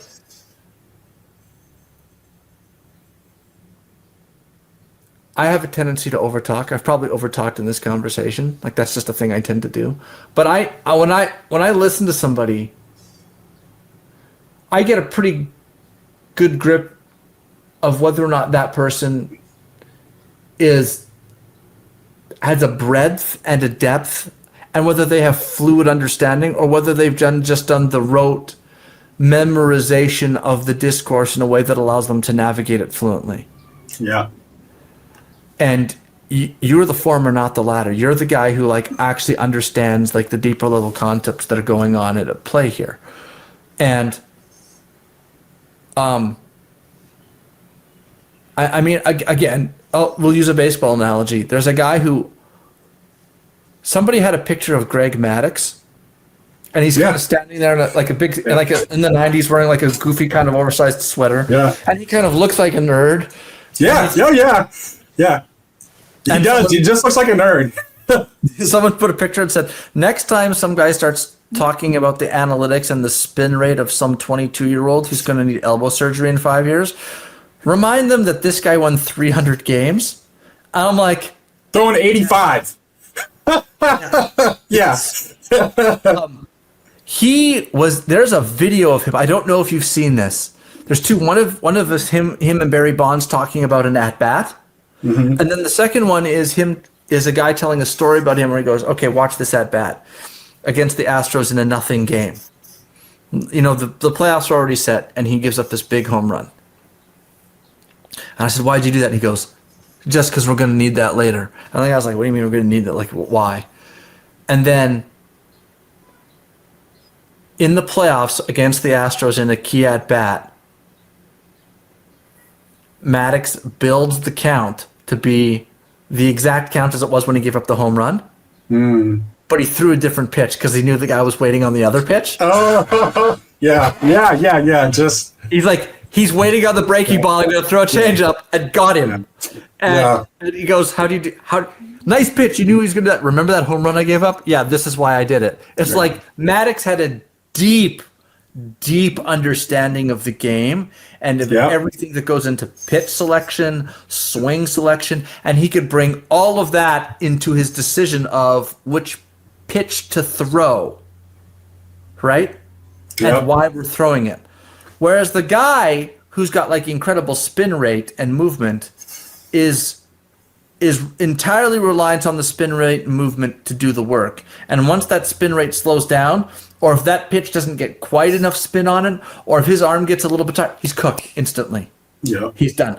And there's a lot of these guys who are PhDs, as soon as the conversation moves even slightly past their area of specified training, they're just out to lunch. Yep. They can't move outside of that. And that's why, as much as it pains me to watch the discourse devolve because we can't gatekeep anyone, it is preferable to endless cynical gatekeeping. Yeah, I agree with that. Yeah, for sure. Definitely. Who's your favorite conversations that you've had in terms of like PhDs who are like, who you've brought onto your channel where you've thought, okay, this person is excellent? Jordan Daniel Wood, without question. Just two of them. And so Jordan Daniel Wood is one, and the other one I would say is Dr. Chris Green. Dr. Chris Green grew up like old-fashioned sweaty Pentecostal. He's now an Anglican bishop, but just absolutely brilliant and just a wonderful, kind human with an amazing breadth of knowledge. And Jordan is just like Jordan Wood is probably the smartest person I've ever met. He's you're right up there too. But Jordan is really great. And I've benefited a lot from Jordan. Yeah. When you have those kind of conversations, what are the hallmarks for you of a conversation with someone who understands versus someone who's just relying on the techniques that they've learned from training and having memorized how to navigate discourse? So it's pretty easy. You may have noticed in the course of this conversation, I'll throw curveballs. Yeah.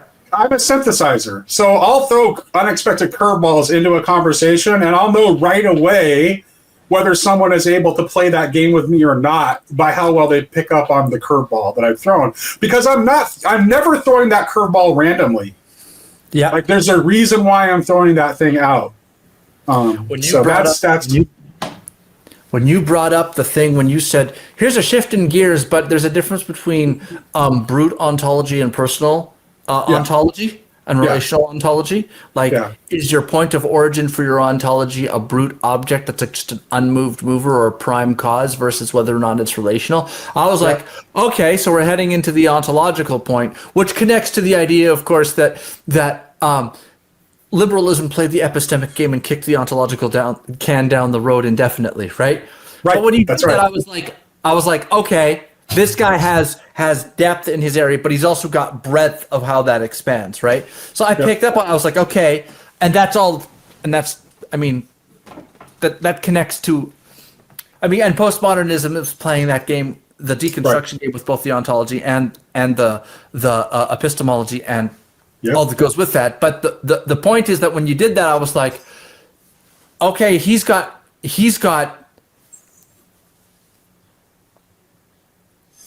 has fluency in a lot of domains. Yes, that's right. And you know what? Here's what I credit. My degree is in great books. Okay, so bachelor's, master's, or PhD.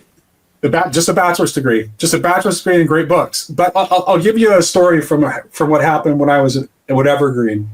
I was at this class in Evergreen when I was going back to like complete my degree, and we had been assigned a Hume essay, and I had a working class guy who worked full time and paid my own way through college without any help from my family. So it's like I'd had a long shift. I was working as a line cook. I'd had a long shift as a line cook. I didn't get a chance to read the essay. I get called on this Hume essay. I get called on in class, and I give my summary. I'd had a chance only to read the first 3 paragraphs. I give my summary of what I think he's going to say in the entire essay, based on. And I'm an honest person though too. So it's like. So the instructor was like, "Oh, you must have read Hume before," and I said, "No, but I've read all of Plato." So I knew where he had to go with his argument. Yeah. So. Yeah. That's. Yeah. Okay. So that's a great story. When I was in how do I put this? When I was in high school, it's a different story, but along the same lines. Yeah. I was asking questions in my math classes that were very high level, and they kind of like didn't know because I didn't have a great mark in the class. Right. They were like, you're not really completing the work, but sometimes you like just write down right answers. So they didn't know whether I was like pulling the answer from the back of the book or whether I was lying or what I was doing. So there's like, okay, we're going to put you in the Canadian math competition, which is a math competition that happens every year. High schools get to put their top math students in from whatever grade they're in. And so I showed up with like, and there's a bunch of like what we called keeners, like really excellent students, guys with high marks. And so they're like, we're going to put you in the Canadian math competition. And I says, why? They says, well, we're going to see. Are you actually smart, or are you just kind of like making things up? Or did you like go online and like, look for a question in like on the 2002 internet, right? Yeah. Of the day? Like, are you just Encyclopedia Britannica-ing this, or are you actually like smart? So we're going to find out. So everyone is showing up and they have their like Texas Instruments graphic calculators and then their geometry sets, and they have their paper. I walk in with half a chewed up pencil, and I sit down in the back, and they kind of look at, everyone's like, why are you here? Like, they put me in. They kind of like, okay. And in Canada, you have to remember, nerds are not like they are in movies.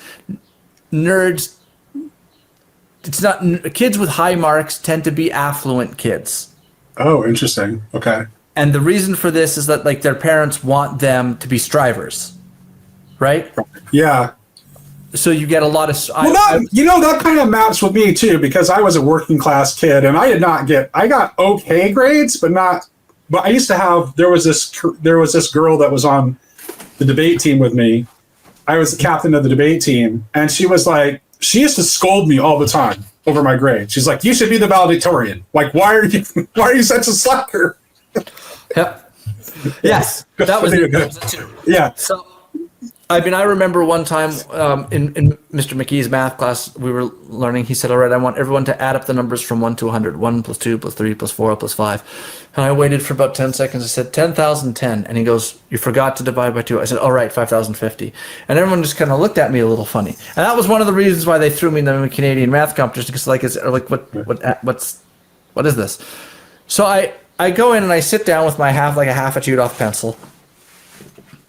And I still have like my Walkman on, or my Discman, because it's like 2001 or whatever it is. Sure. But you can't have your Discman. Okay, I put it under the car. Okay. And they're looking, and everyone's like, kind of like, who's this guy? Why is you? We get the tests. And all the tests are math that we haven't learned yet. Oh, okay. It's all math that involves concepts we would have been aware of. And like we would have known what all the symbolism and all that meant. But it's stuff that we wouldn't have been taught yet in any of our math classes. And so their testing is, what's your ability to figure out what's going on? Right. There's no memorization. It's not what have you learned, it's what can you figure out. What can you figure out, yeah. And I opened it up, I looked through it, I turned it over, I put my pencil down, like kind of cracked my knuckles, like stretched, and said, out loud, I said, "I'm going to win." And then I did. There you go. That's that working class grit there. I was 1 point away from getting to go to the University of Waterloo to write an exam for them. And I have a medal, or I had a medal somewhere. I lost it. Yeah. And I knew that I was going to get it, because I was like, this is math we haven't learned. This is not a matter. They are not testing your study habits. They're testing raw horsepower. And I was like, I just was like, you guys are all out studying me, but you're not out thinking me. That's what's happening here. That's why I don't have the highest mark in any of these classes. Yeah. And later on, when I got into classes that I really enjoyed, I would do better. In classes that didn't capture my attention, I didn't do well. Right. And so a lot of the people who have PhDs, have you ever read of any of Esther Meek's work at all? The Christian philosopher? Esther Meek. Yeah. she in her work on epistemology, she actually connects knowing to loving, which would explain why, when you cared about something, you were able to learn it with more fluency and efficiency. I don't think I think I know who you're talking about. I don't agree with her that those things aren't connected. I connect loving something to the motivational structure which controls your attention. Mm-hmm. Right? I get focused and it's like, oh, I have to figure this out. I can't summon my full powers of attention if I don't care. Right. I think that a lot of the people that have PhDs are kind of like, there's a thread on Twitter that was talking about like intellectual thoroughbreds. And all of these kids who are strivers, and they all have tutors because their parents, and they go to like prep schools and stuff like that. Mm-hmm. And they all get really great SAT scores because they're really good at writing SAT exams. And like, they've learned it. They aren't thinking through the problems. They're applying the heuristic that they've learned from their tutors. I think there's an enormous number of people who have PhDs and who have been credentialed who are high in conscientiousness. Yes. And are very studious, but they don't actually have the intellectual horsepower and creative fluidity. Once someone else has to break the ground for them. Mm-hmm. And they don't understand that the generation which taught them was full of groundbreakers and that they aren't that. They want to be. And that's why so much of the work that is produced is careerist incrementalism rather than any kind of a great theory. I think like academia really struggles to even identify the people that are really difference makers in their field. Because like I tell you, like the guy I talked about, Jordan Daniel Wood, he's a brilliant young theologian. His PhD thesis was so interesting and so groundbreaking that David Bentley Hart, Rowan Williams, and John Milbank were discussing it over dinner at the Bulgakov conference, while he was unable to find a job because he was too progressive for the more conservative institutions and didn't hit the right demographic markers for the more progressive institutions. So it's just like he was kind of in this no man's land, where it took him a long time. He's now at Belmont University as an associate professor there, but it's like it wasn't because of merit that he wasn't able to get a job. Yeah, my mentor told me to get out of universities. Yeah, he said, finish your degree and get out. He's like, they're done. That was in 2010. Yeah. He said, finish your degree and get out. I'm now out. I don't think I could be doing what I'm doing within the confines of an institution, because the institutions don't. So there's this thing that a lot of people who are institutionalists try to make fun and say, well, you just couldn't hack it. Mm-hmm. And I like to think that like I have the grades to demonstrate otherwise. Right? Like I think that there a lot of them have mistaken the ability to navigate and have familiarity and fluency in the discourse as it is, and they mistake that for the ability to actually think.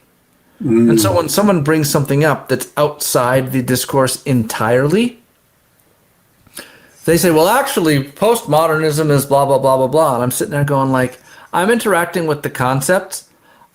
The discourse about the official discourse in academia about what constitutes postmodernism notwithstanding, read what they write, and they like the things I'm telling you they're saying are just written everywhere. Right. To deny it and say the official story is this is just, to me, like just incredibly cheap. And when it's done in the service of advancing a particular politics, or when it's done in the service of trying to boss up on somebody within a conversation, I just think that it's silly. Right. And it's, again, it just continues to to break down the authority structure. Because if you're so brilliant, and I tell them this all the time, okay, so I have a degree in theology, I'm a class away from a degree in philosophy, and I wrote for the Premier of Saskatchewan. Okay, I was his writer. If you guys were really as brilliant and articulate as you think you are, you should be kicking my rear end. Mm-hmm. I mean, this is like my typical way of podcasting. And if you've noticed my Twitter account, it's not particularly serious looking. Right. I have 152. You may want to ask how that happened. Right. You may want to just like take 10 seconds to think about why that's occurring. Because the original, and I'll give them this as much as I hate to give credit to the postmoderns, we're going to do it anyway. They were really reacting to the real world. Yes. They weren't just reacting to whatever was happening in the journals, which people are publishing in. Like they would show up with stuff that had never been thought of in journals before. Davidson did the same thing. Davidson, in this book here, Essays on Actions and Events, everyone was talking about at the time, it was the philosophy of language. So in 1967, he says, what is the relation between a reason and the action when the reason explains the action by giving the agent's reason for doing what he did? What's the reason? What's the connection between reasons and actions? Right. That's what he wants to look at. And he says, in this paper, I want to defend the ancient and common sense proposition that rationalization is a species of causal explanation. Aristotle's final causes. Mm-hmm. Right? This is an Aristotelian final cause, right? As opposed to efficient causation, right? That the reason causes the action. It's a species of so he comes out of absolutely nowhere when everyone else is like obsessed about language and being like, we're going to now defend Aristotle's ideas. Now, he's doing a lot of that same analytic philosophy. He's using all of those linguistic tools, but he's throwing himself out and saying, we're going to do causal. Now, it had been thought up to that point that reasons couldn't be causes. Right. For various reasons that we can't get into right now. But that was like the de jure view, is that reasons couldn't be causes. And he comes out of nowhere just to defend this, and that kicks off an entire field of work. Right. Because he was paying attention to like the real world. Right. And he was seeing like all of the stuff that was going on. Have you read it? Have you read any Maurice Blondel? No. At all? Okay, because I'm just wondering how much what he was doing would line up with what Maurice Blondel wrote in L'Action. L'Action was Maurice Blondel's thesis from 1893. He's a French philosopher. He made the kind of the theological turn within French philosophy. Okay. In the turn of the 20th, right before the turn of the 20th century. So okay, I think Davidson. I'll just tell you where Davidson goes. Davidson gets rid of intentions. Mm-hmm. And what he says is you have pro-attitude and belief pairs. A pro-attitude is like a want, right? Mm-hmm. That's what he's paying a debt to Aristotle there, right? Right. And he says it's a pro-attitude belief pair. When you have a pro-attitude belief pair, that a certain action, you have a pro-attitude toward a certain outcome in a particular event and have a belief about how that event, what actions need to be taken to create that outcome. He said that's what causes the action. Gotcha. Now, he ends up having to take all that back later because there's no room for intentions. Mm-hmm. And so he has to bring them back in after the fact. And he ends up getting knocked out later. But he resuscitated the idea of reasons as causes, is what he ended up doing. That larger point stuck around in analytic philosophy, and it still sticks around today. But the point is that all of those guys were paying attention to what was going on and were doing real philosophy. and we're breaking new ground all over the place. I mean, there's a very famous Rene Descartes comes up with a mathematical proof to illustrate an idea. He says, I need to illustrate this idea, so I will now prove this mathematical point that's never been proven before, right? As an aside. Right. Right? Not like I'm now going to set out to try and do a proof and that's groundbreaking. It's like I'm going to do this groundbreaking work here because I just like to as an illustration of an idea. No less, right?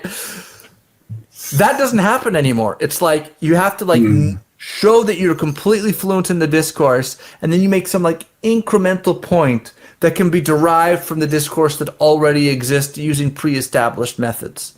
Yeah, that explains what's wrong in so many fields, really, because it just causes stagnation. And that's that. Yes, and it's also Kolgo-Kardish because it's the form of analytic philosophy that exists now. Yeah. Right. Yeah. Not the essence of it is gone. Like all of the vibrancy in the claims. Like if you read Willard Van Orman Quine, it's just this litany of beautiful turns of phrases. Like he says, meaning is what happens when the essence of a term when the essence of a thing is divorced from its object of reference and married to a word. Or meaning is what happens when essence is divorced from the object of reference and married to a word. Right? Like that's a beautiful description of Aristotle's view of language. You'd never find anything like that now. Right. Like stuff like that. Or he says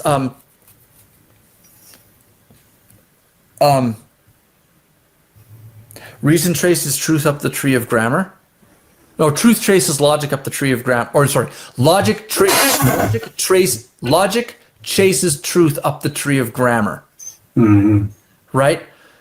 The whole point being that reasoning relies on the grammatical syntax, and when it goes after truth, it has to follow that syntax because it's all based. Yeah, that's actually kind of very similar to kind of Catherine Pickstock's view of truth in her kind of attempt to recovery of realism. So, but you could never find that today. You could never have these kinds of interesting alliterations or turns of phrases because everything has to just be like the sort of let X equal Y such that if X and Y there, it's just well, Pickstock's contemporary. In fact, I just started the book. I read a lot of book. This is Burbanky's a big fan of Pickstock too. Actually, I'm the one who got him to start. I am the guy who got him to start reading her. In fact, but this is her newest book. It's called The Bumpkin Play. It's actually written as a dialogue. okay. Yeah. See, that's going back. Like that's an old philosophical technique, right? Right, and one of the theologians I've interviewed, J.D. Lionheart, he did his book on the Trinity called Monotheism. He wrote it as a dramatic dialogue, and then David Bentley Hart's newest book on the philosophy of consciousness also was written as a dialogue. So it's coming back. Where is it? I have to find it.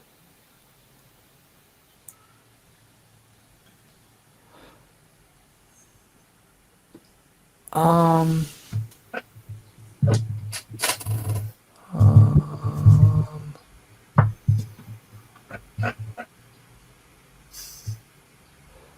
on.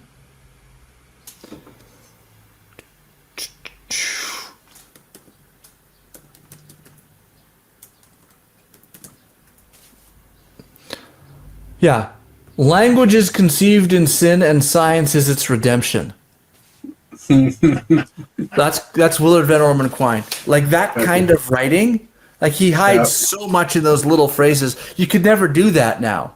Like there's so much in analytic philosophy that just isn't possible. Like academic writing, everything that's produced is hashes and rehashes and remixes. And I think it's in part because guys are overtrained. They're so trained to be so demonstrate such fluency in every aspect of the discourse that they're now just restricted to that discursive field in a certain way, not because they have to be, but because that's the way of advancement. You can't advance if you don't do that. That's why every paper now just reads as like a survey of every other idea and then just finishes off like some tiny little addition. And you have all of these incrementalist papers. Meanwhile, the world outside of the academy has moved at such breakneck speed that almost everything is obviated now. Mm-hmm. Mm-hmm. Almost all of it. Yeah. And they don't and for whatever reasons they can't see it. Yeah. Yeah. Which is why this little corner I think is so interesting. Oh, I'm glad you think we're interesting. I was listening to Paul on meta-evangelicalism. Yeah, the meta-evangelical thing, yeah. Yeah. And his video, I think it was yesterday or the day before, on the collapse of the evangelical ecosystem. Yeah. And I thought that was just excellent. I thought he nailed that. Yeah, this meta-evangelical thing, he's really hit on. And I'll give you an example of like meta-evangelical phenomenon happening in the real world from my own church. Okay, so I attend an Anglican church these days. I was raised Pentecostal though. I have no problem with Pentecostals. Pentecostals are awesome. I actually think that Pentecostals often kind of get what's going on with high liturgy at an intuitive level more than other kinds of low church Protestants will, because they already understand the importance of the experiential element of worship. Okay. So they kind of like intuit. They kind of get it, even if it's not their thing. They kind of get it. In any case, we've been praying for the local Christian Reformed Church in Olympia for a long time now. Olympia CRC is where I hosted my conference that I had in Olympia. And my priest is friends with their associate pastor, and so in our prayers for the people, we always include we pray for all the local churches, but we especially pray for Olympia Christian Reformed Church. But then last Sunday, as an Anglican church, we prayed for the new Pope. We prayed for Pope Leo XIV. In my Anglican church. Now that is exactly what Paul is pointing out with this meta-evangelical thing, where it's like, okay, this old evangelical ecosystem is breaking down, but you know what? Some of the hard barriers between branches of the Christian tradition are also breaking down in a way that is productive, loving, and healthy, and will benefit the entire church going forward. And that's the spirit he's kind of trying to point at. I think that's right. So what I've been thinking about, this is another, again, we're just slamming into the shifts of gears here. Like I said, sometimes these things take off. I said like 90 minutes, but sometimes these things take off. You never know when you haven't talked to someone before, like what's going to happen. And so, like I said, sometimes these things take on a life of their own. But please continue. I'm going to use the washroom real quick, and then I'm sharpening a question in my head. Let me use the washroom real quick. All right. I will also get some. I will hydrate. There was a holy post conversation that Paul had commented on. Yep. Something about that got me kind of thinking. I think of the Glenn Scrivener thing. Mm-hmm. Or Glenn Scrivener very openly said that a lot of apologetics, especially on university campuses, was left-coded. Well, did you know Jesus was actually a feminist? Right. The woman that he was speaking to her whole book was about like how not to have platforms. Okay. Like why platform building is like a problem or not ideal or comes with many different issues or what have you. and it's kind of like, what are you doing right now? Yeah. And I kind of think that how can I say it? The evangelical industrial complex kind of got taken the same way that everything else did. So if you read like all of the books that come out of that, The Making of Biblical Womanhood and Jesus and John Wayne and what's his name's book on reparations, and there's this whole litany of them. There used to be, I had at one time, and I don't know if I can find it now. There was like a list of all of these books. Do I still have it?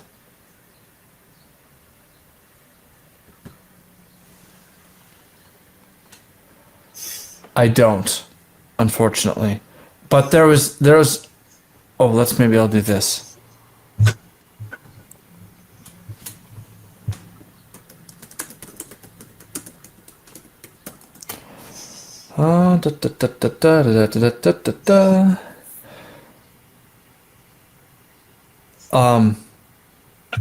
Preparing for War, The Extremist History of White Christian Nationalism, The Kingdom, the Power, and the Glory, American Evangelicals in an Age of Extremism. All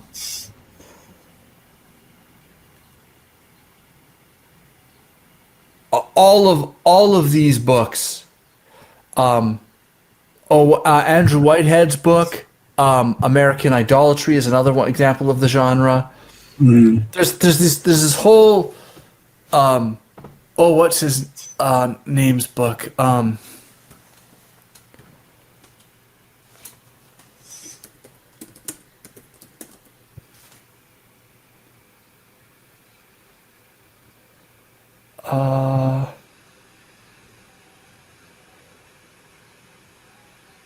Ministers of Propaganda. That's another one. All of these books are all kind of in the same vein of kind of, they essentially make all the same moves. The right is the Christian right is too enmeshed with politics, and so its theology is really just a political structure. Right. By and large, or alternatively, and directing that critique not at Christians who are actually on the fringe right wing, but standard right liberal conservative American Christians. Right. I mean, yeah, and so all of these things, and there's a healthy dose of snark. Athena Butler did a book on this too. Caitlin Scheiss had a book that was similar-ish, but not nearly as virulently partisan. There's all of these sort of floating around, and it occurs to me that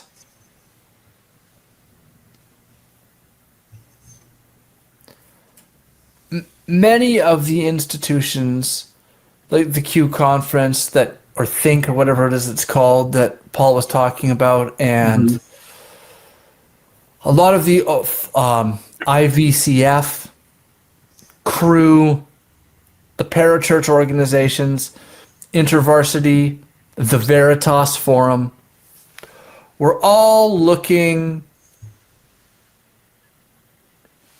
we're all pulling in. I remember maybe it was the Veritas Forum and maybe it was IVCF, I can't remember, but Willie Jennings was supposed to have a conversation with Neil Shenvi, and that got canceled because leftist evangelical Christians, Whitehead and Perry and all these other guys, like people, maybe not those two specifically, but people in that orbit, all kind of threw a fit about this. Just freaked out that Neil would get called and be allowed to do this. Neil's not an expert. He's not allowed. He's going to speak to these issues. And I'm sitting there going like, do you guys know that Neil Shenvi was a very, very, very legit chemist at Duke with a very impressive publication record? Like, he was legitimately first rate. And had he kept on that path, Neil very, very likely would become a tenured prof in, and he was dealing with like very, very thorny issues in chemistry, in theoretical chemistry. So Neil is particularly brilliant. And I just sat and I thought to myself,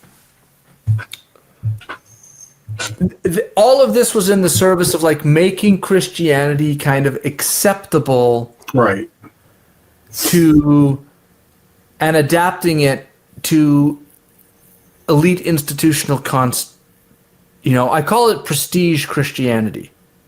Is what I called it on Twitter. And I said that prestige Christianity's great strength is that it's suitable to the social environment attendant to elite institutions. And in 2020, when all these books were dropping and coming out, and everyone was getting excited about all these, and these authors were making their bones and making a name for themselves,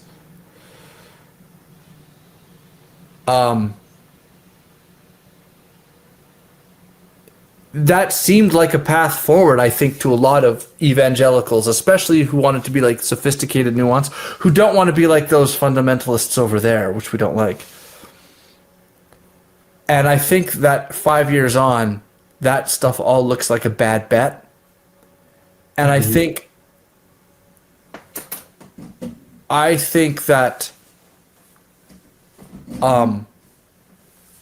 a lot of those same people used to rag on Jordan Peterson. Yeah. And they weren't ragging on the later Jordan Peterson, where he's now doing podcast interviews and talking with interesting people, and that's the way that his career has gone. But in his original phase, when he's like, I'm going to walk us through the psychological interpretation of Genesis as a psychological structure. Right.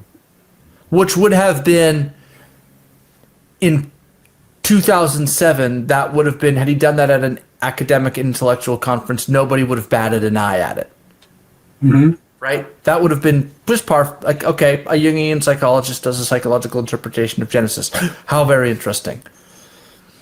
It got escape velocity when it did, because those lectures are actually quite old. It got escape velocity when it did because of its capacity to re-enchant scripture, as Paul notes. Right. That's right. Jordan Peterson basically resuscitated the vitality and the social vitality of the gospel on the political right in a way, and I would say even in the center, in a way that nobody else had been able to do. Right. And I think he kind of like reestablished the legitimacy of a kind of a productive allegorical reading in the process of doing that too.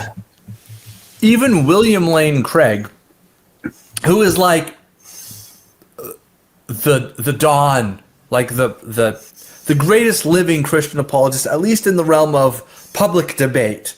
Yeah, first of all, okay, as a former debater that was very good, William Lane Craig is as good as it gets. That is not, I would never want to debate him. Never.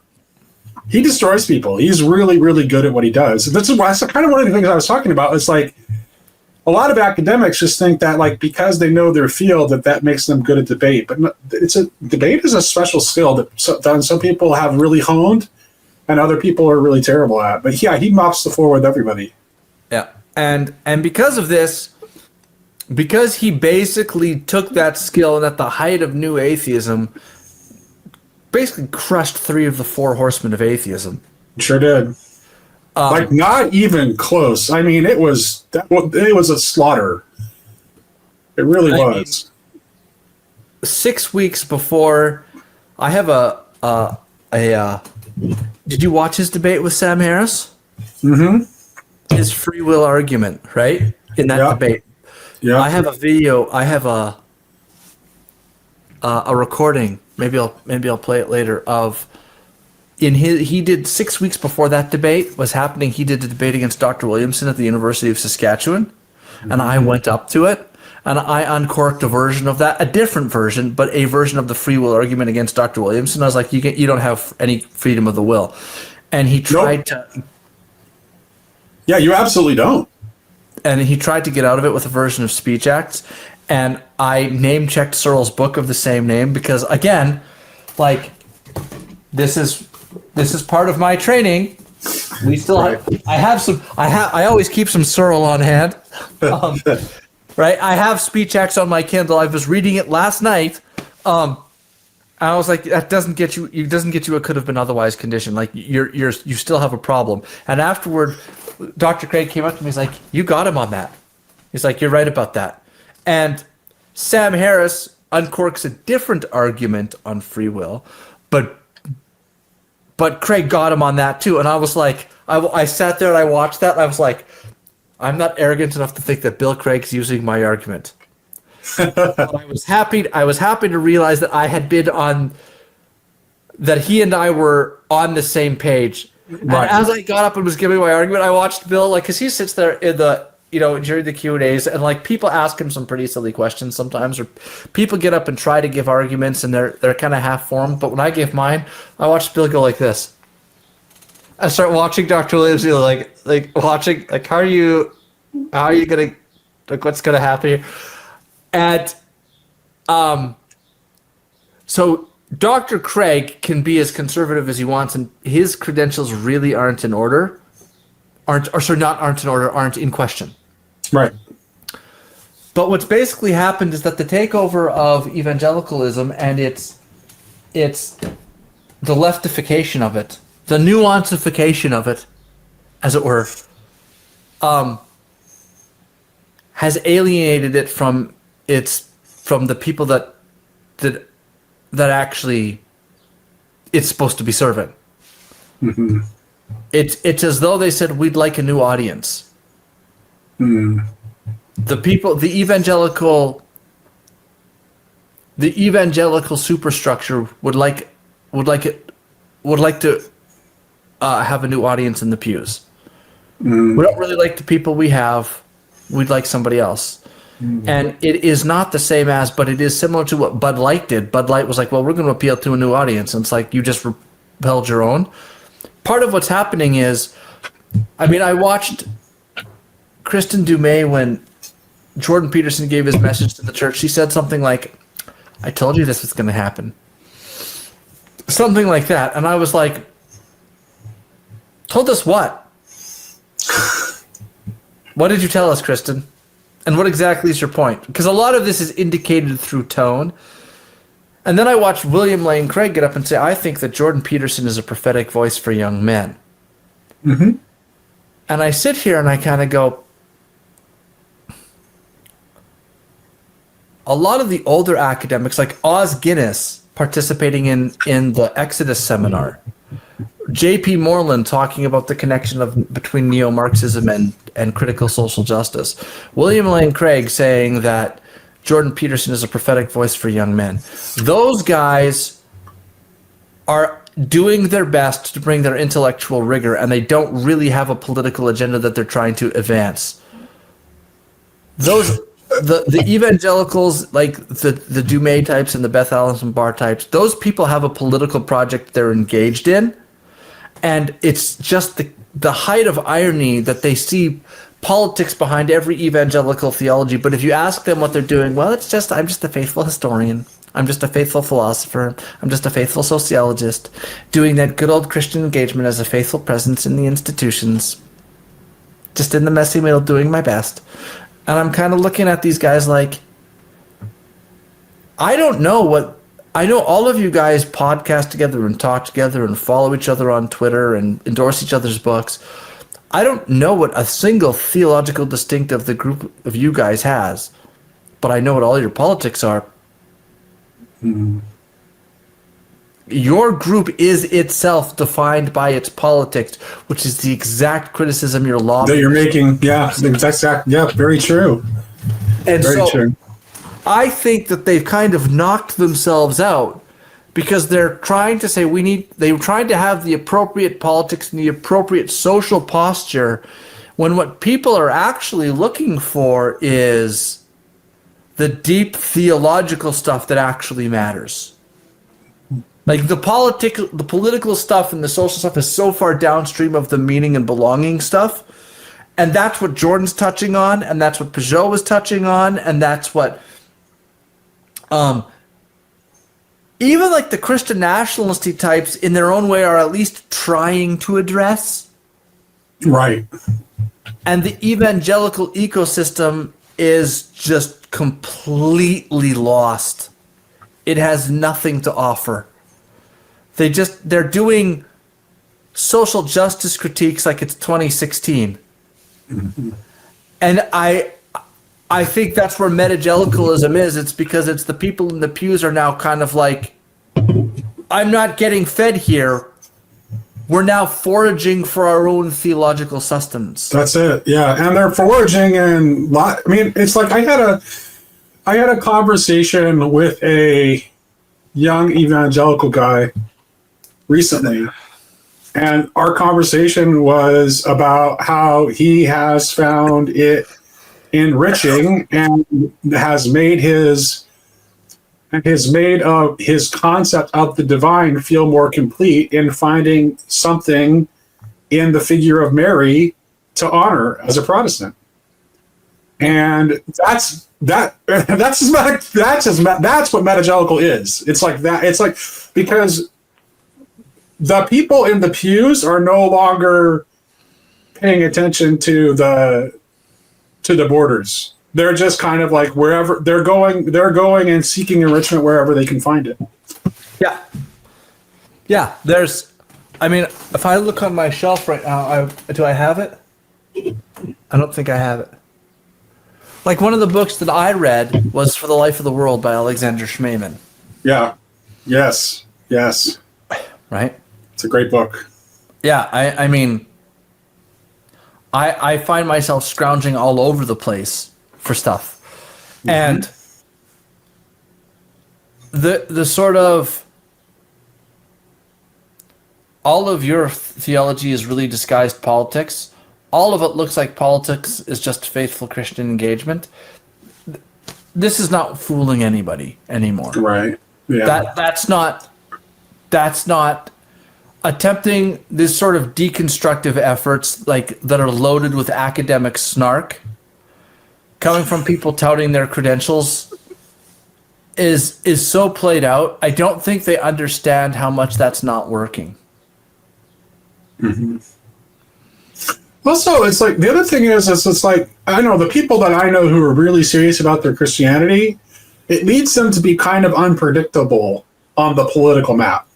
Like people who are serious about their Christianity, they don't necessarily fall as neatly into the partisan mapping as you think they would, because of the fact that their faith is central and most important to them.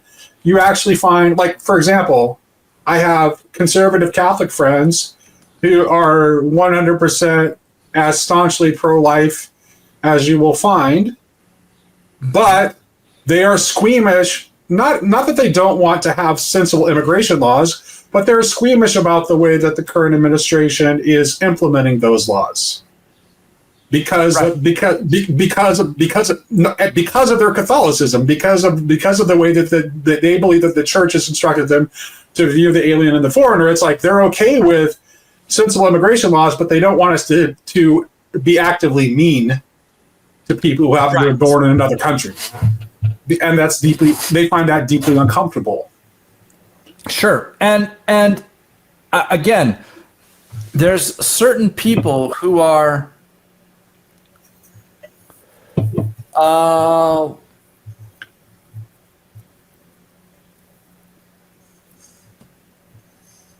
being kind of performatively bombastic because they don't like the weaponization of empathy. Right. And so for that reason, they kind of go out of their way to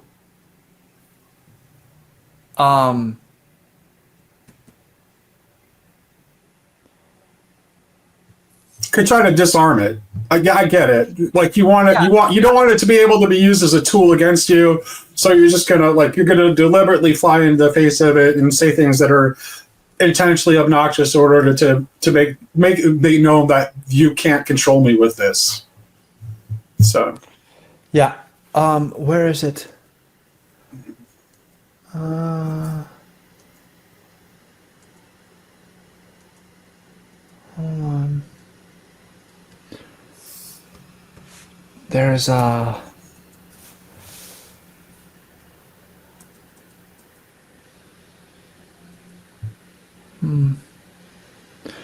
this is Searle in 1999, to a point you just said. Any serious intellectual should find it unacceptable to be placed on the left-right spectrum at all. These categories were designed by politicians and journalists, not by philosophers, and I do not find my own philosophical, social, or political convictions adequately articulated or represented by such simplistic alternatives. Indeed, one of the things I find boring about a lot of our colleagues is that once you know their opinion on 2 or 3 issues, you can predict the rest. If you know how they feel about abortion rights, affirmative action, and gun control, let's say, then you can tell them who they voted for. This group conformism suggests that they're not really thinking for themselves. that's right. This is,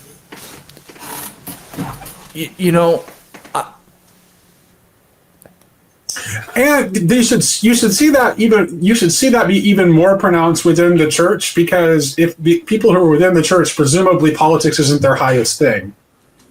And so when politics isn't your highest thing, and you don't think that getting the right person elected to office is going to fix the world, then it's pretty easy to have diverse opinions on a lot of different things. yeah. And I also think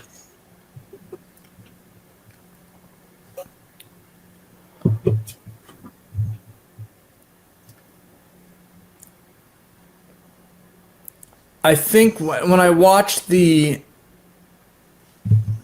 I first realized that the evangelical kind of substructure or the evangelical institutions were being taken over by people who are all wanting to. One of the things I thought was interesting when Paul was commenting on that video was when this woman said that like Francis Collins is kind of like for her like the picture of engagement, of like Christian engagement. Yeah. And I thought, like if I wanted to do a cynical postmodern read, it would be really easy to say, so what you're telling me is that in order to reach people, you need to accumulate for yourself a high degree of prestige and many degrees and have yourself a nice place of honor in the institutions. And that's all for your ministry. The intellectual prayer of Jabez. Lord, increase my prestige so that I may meet the... You're not just seeking prestige for yourself. No. I mean, like, I could be cynical about that, right? It would be very easy for me to just turn that around on them in the same way they turn everything else around on everybody else. And I don't think they understand the degree to which, like, the average person is not asleep at the wheel. The average person is busy. That's right. And they don't want to have to kind of learn about everything that's going on in universities. Joe Heath, in his book, The Machinery of Government, talks about how, in the mind of the average person, government institutions and our social institutions have a job to do. Mm-hmm. They're not... The legitimacy of the university is not built upon its rationalizations or on its epistemic integrity or on its philosophical underpinnings or on, like, divine revelation or, the divine right of kings to rule or the divine right of philosophers to whatever. It's based on, like, you have a job to do. And regular people start paying attention when you're not doing your job. Mm-hmm. And regular people are kind of... There's a trope in our society of the eccentric genius. And so when a philosopher or a professor is weird or strange or socially awkward, the average person kind of goes, well, what do you expect? He's a scientist, he's okay. But when you start engaging in pretty overt politics, And further, when you start going down the road of like men can be women and everyone just has to shut up about this and you're a bit, those people begin to start quite quickly saying, oh, these institutions aren't what I thought they were. And you begin burning your legitimacy. And those people have real problems in their lives, other stuff. Okay? And when they have to go to school and they look around and they see their kids saying, Mom, am I a boy? Or their kids are coming home and talking about, like, I learned in school this, and there's like, why is my child in grade 2 getting this level of sexual education? When, you know, there's these activist holidays and things going on in the school, the parents are like, I didn't want my kids entering into the political milieu like this. Mm-hmm. I did not want this. I did not ask for this. Right. And they're busy. They're not stupid. And I'm sorry, academics, but you don't get to say that you're simply not in an epistemic position to adjudicate my work. Oh, I'm sorry. I am absolutely in a position to adjudicate whether or not you get funding. Mm-hmm. So if I can't adjudicate your work, that's well and good. Okay, I can't adjudicate your work, but you had better explain it to me well enough so that I can, because your funding depends on it. And the stuff you're saying sounds outrageous to me. Mm-hmm. Right. And my grandfather just died, and I'm having a crisis of meaning in my own life right now. And you're trying to stuff politics down my throat and telling me that that's the truly meaningful thing and it's not working. I don't think that their self-justification for their own eternal funding as the marketplace of ideas which produces all the truth loses its credibility when we watch like Jordan Peterson get run out of the University of Toronto. Right. Yeah, absolutely. Especially when they can't say, well, you know, he just couldn't hack it. He's got an H index of 56 and 21,000 citations. And he's the one who like helped discover the mechanism through which alcohol addiction functions. I'm sorry, that doesn't pass the smell test. Right. You're not fooling anybody here. Right. That was political. Yeah, for sure. Everyone knows it was political. And everyone can see it was political. And the left is saying, Jordan Peterson is a stupid person's idea of what a smart person sounds like, when he's got like decades of really well validated, very well cited literature in dealing with, like, again, alcohol addiction. That's been still well validated and is still used. Mm-hmm. You just blew up your own credibility. And people who are looking, who are busy, are not particularly interested in your hobby horse. And they're not willing to pay for your hobby horse. And I don't think that those institutions have blown their credibility as well. And those churches that I've adopted that are dying. Yeah. They didn't even succeed in their mission. Like, did we have an explosion of progressives in churches? Nope. I don't think we did. Nope. So what were we doing? Yeah. I don't understand. Yeah. You know, Metagelical, way forward.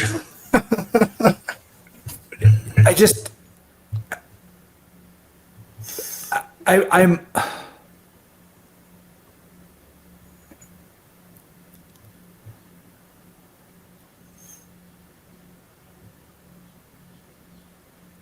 there's this a line that happens on Twitter. I don't know if you've seen this. People talk about understanding the assignment.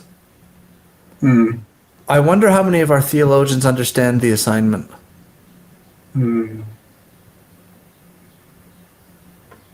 Yeah. I think the Catholic ones do. I'll give like the Catholic ones like seem to understand the assignment, because Catholic theologians work within this world of where, okay, we have the magisterium behind us, so we already know the answers. We're just trying to give you a better framing so that we can understand the answers that we already have. So they kind of do, for the most part, understand the assignment.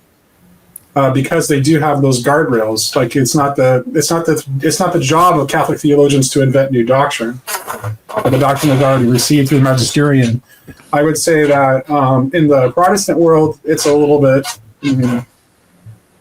especially Protestant theologians who lean politically left, pretty much try to invent new doctrine in order to justify their political ideology. Not even that they're always. It's not that their arguments are always wrong or bad in every single instance. I don't want to give that impression either. It's just that the motivation behind it is always motivated from the political. If you can make an argument that favors a progressive view, as long as you're actually grounding it in scripture and tradition. Yeah. But you can't just. It's a matter of like what is coming first, right? It's not just like if you put the wrong thing in service of the other, then you're going to end up just coming up with justifications for what you've already committed to. Do you think that the Catholics have more cultural confidence in asserting themselves culturally because of that belonging piece? There is a tradition to which they belong to, which extends, and a church institution that just continues to exist in its same form that they can graft themselves into in a way that Protestants can't. And do you think that allows them to have sort of a confidence and a relaxedness in where they belong, and therefore they're a lot less shy about just engaging culturally because they have that magisterium behind them? Right. Yeah. Well, and also it's like okay. So actually, I had a very progressive young Catholic theologian on my show recently. He's a good guy. He happens to be progressive in his politics, but he's not progressive. He's not very theologically progressive. He's a Lonergan scholar, and he stays within his lane as a Catholic theologian, even though he has progressive politics. He doesn't use his progressive politics as an excuse to reinvent the doctrines that the church has always held to. That's the difference I'm talking about. Catholic theologians who might happen to have progressive political views don't necessarily expect that means that they're going to have a radical progressive theology. It doesn't follow at all. So I watched when as the Christian nationalism thing was getting going, one of the guys who wrote a book about that tried to make this odd claim about what things were like pre-fall. Right. And that was the first time I had seen a right-leaning person make an argument in the service of a politics that was outside the stream. Right. And I was like, okay, this is the start of it. This is moving. Yeah, I didn't. I think like I saw an article not too long ago, maybe a year and a half, 2 years ago.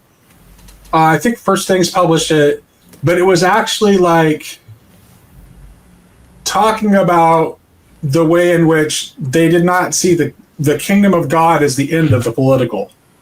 They were taking the political like out into the eschaton, which I thought was a really strange move to make. Yeah, and that is obviously a mistake. I thought so. Yeah, for a whole lot of reasons, but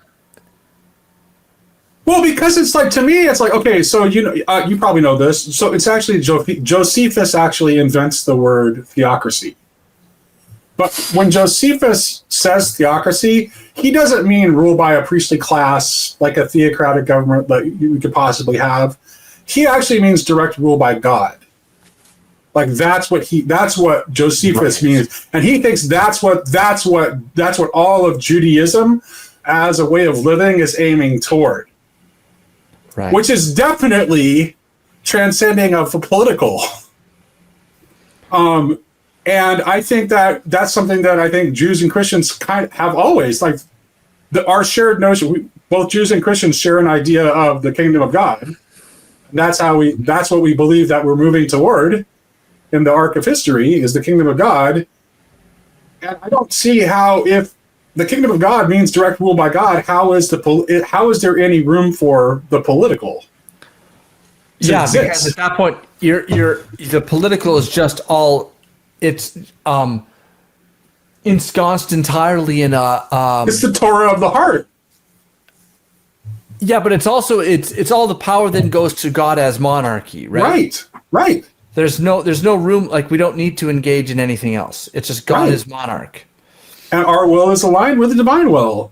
It's totally synced up. There's nothing for a politic. Politics exists in order to mitigate the consequences of the fall. Like, that's what it's there for. Yeah. Like, what else would you do with it? Right? Exactly. Politics needs to exist only because of the consequences of the fall. There would be no, like, what would it do? Exactly right. Everyone's just agreeing. What is it to? Everyone just gets together and says, "Here's the law we should make." Yes. Right. I mean, I suppose you could have some. Well, this is why in a situation where the liberal order is stable, my natural political orientation is toward political quietism. I don't really care. I'm not real. I don't talk about. This is the first time I've talked about politics in a long time, and the reason I'm talking about it now is because I think there's a genuine, just as there was with the woke left, and that, by the way, that hasn't gone away. That threat still remains too. So we have like this two-headed monster of a threat to a stable liberal society, which means that my political quietism is not a proper moral stance under the current conditions. It's like, even though that's my natural orientation, I need to engage now because that stable liberal order is under threat. Yes. Yeah. The political quietism is, and I think there's a lot of normies who are kind of political quietists by default without knowing that they're political quietists. Right. Yeah, that's why voter participation is so low. They don't want to get involved unless things start going south. Yep. Now things are going south, and people are now saying, my life depends on these institutions functioning a certain way. You're attempting to enact a political revolution by changing the functioning of those institutions. That now affects me. I'm now not becoming a political quietist anymore. Right. And they say, well, you shouldn't be really getting involved in these. You're not really blah, blah, blah. Look, if you didn't want Paul made the point many times, if you didn't want Jordan Peterson to become a massive public intellectual, you should have let him stay at the University of Toronto and left him alone. Yep. Joe Heath, again, who I like to quote all the time because he's one of my favorite philosophers, tells a story on Substack of how him and one of the other professors, someone said, well, what should we do about all these protesters, going up against Jordan Peterson? And Heath approvingly quotes one of the professors. I'm going to swear here, so you may have to edit this out. But one of the professors said, well, why don't we tell them to fuck off? And Joe was like, yeah, like, this is, like, we don't mob them. Like, that's not how that goes. Right. And Heath's politically opposed to Peterson. Right. And he's a materialist, and he's a lefty, although he's very critical and has gone up against, like, the postmodernists and yeah, there are honest leftists in the world, like, that you can have civil disagreement with. Like, yep. Zizek is a brilliant mind. He has meaningful things to say. Like, he's not a psychopath. So yeah, So He's also he's also kind of really, he's bizarrely close to being a Christian too. His framing of everything is so Christian. That's why Zizek and Peterson had such an interesting conversation. Yeah. One of the Peterson, that was when Peterson was at his height, because Zizek's like, Yeah. Zizek's talking about how falling in love can like disrupt your life, and he says, sometimes when falling in love, you're getting hit, you don't want it. It's not bad, it's uncomfortable, and it's painful. And Peterson just goes, yeah, that's why Cupid has arrows. And it's just like, you could just see these two guys are operating at a very high level but they're able to have a conversation. Right. Because they're both very confident in their understanding and their knowledge. Right. I think a lot of the intellectuals... And they're neither of them is a deceiver. Like, people who are honest can have really, really serious disagreements with each other and still have very amicable relations because they understand that the other person is being faithful and honest to what they see. Yes. We run into problems with the people that like are just playing manipulative games for power and aren't being honest. Yeah. Those are the people that create the problems. And I also think this is, again, the belonging and security point.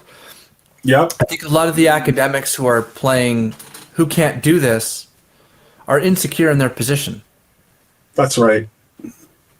And because they're insecure in their position, like, to lose a debate to an internet YouTuber would be soul crushing. Yeah. That would be devastating. Yeah. Whereas for Jordan Peterson to learn something, when I went to Eston College, there was a guy there, the founder of the college was G.S. McLean. And one of my friends, G.S. McLean, died the year before I got there. And one of my friends told me that when he was there, a first-year student was giving the sermon at a chapel. And they would give first-year students the opportunity to do this. And, of course, because they're first-year students and we don't want heresy, they have to...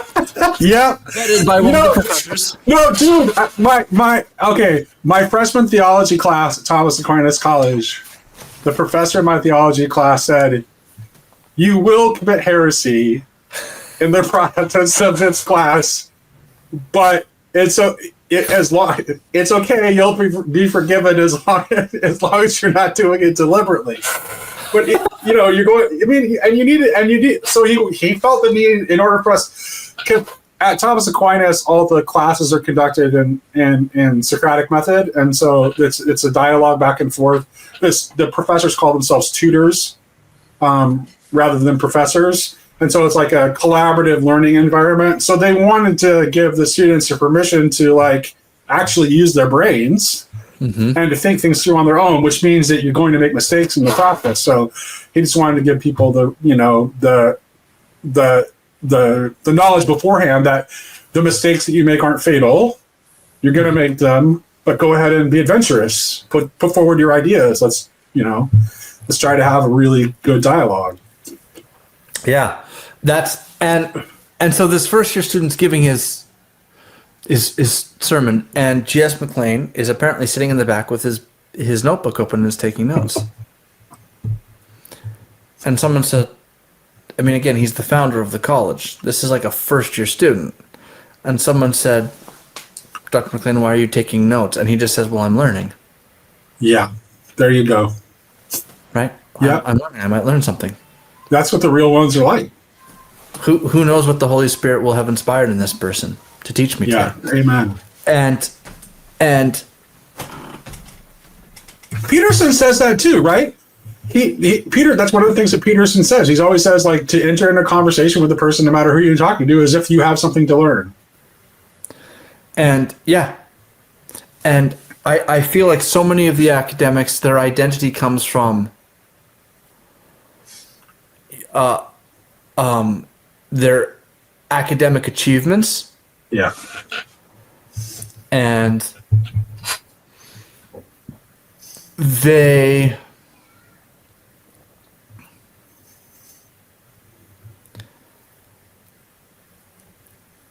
I think a lot of them want to have a ministry. They don't want to minister. Wow, that's right. Yeah. And so they want to have an impact. Mm-hmm. And that's not necessarily wrong. But when you're insecure in your position, it leads to you have to use your degree and your position as a way to dismiss your enemies.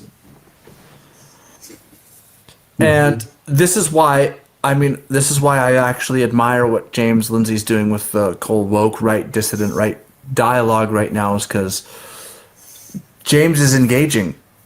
Yep. I mean, say what you will about how he's engaging and the methods that he's taken, and it's Twitter and whatever else he's doing. But he's engaging. Yep. And so much of what the woke right does is, I just tweeted today. I'll see if I can find it here. A guy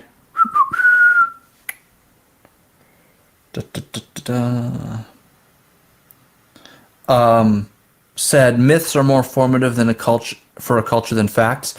Anyone who fact checks your cultural legends is seeking to conquer your world. And I said, he's like one of the big woke right dudes, I guess, or dissident right.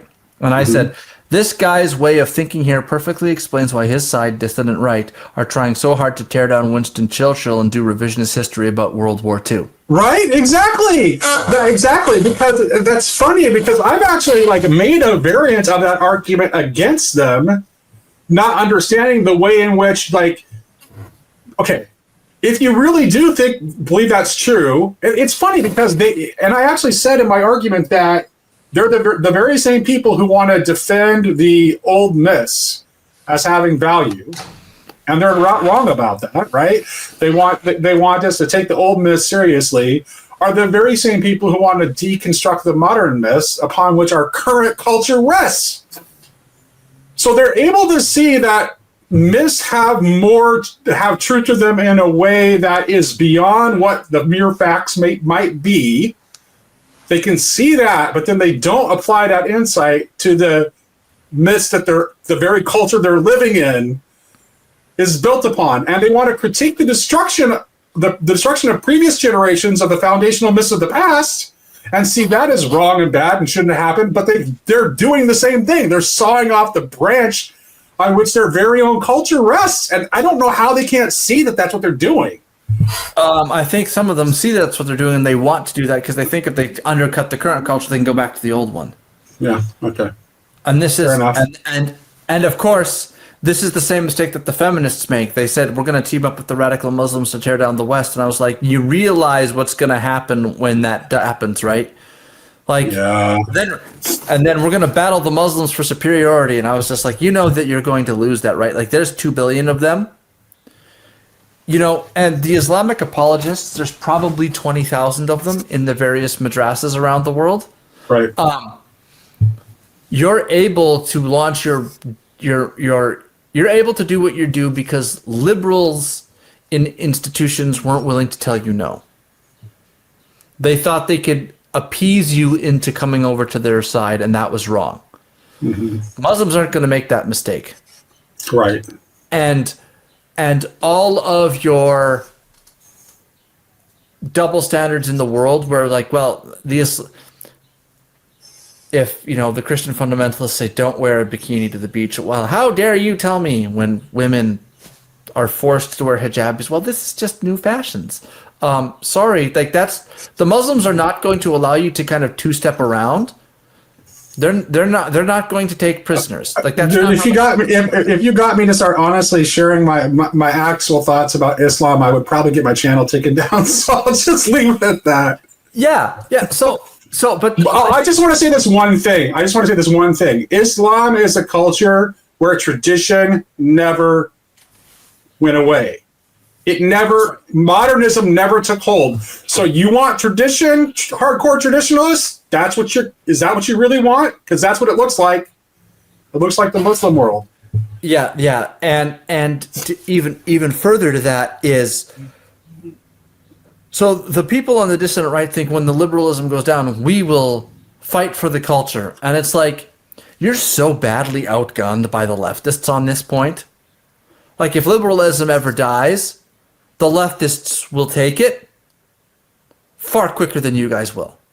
Yeah. So I'm going to go here pretty quick, but there is a silver lining to all of this. Well, it's only been 3 hours. What do you mean?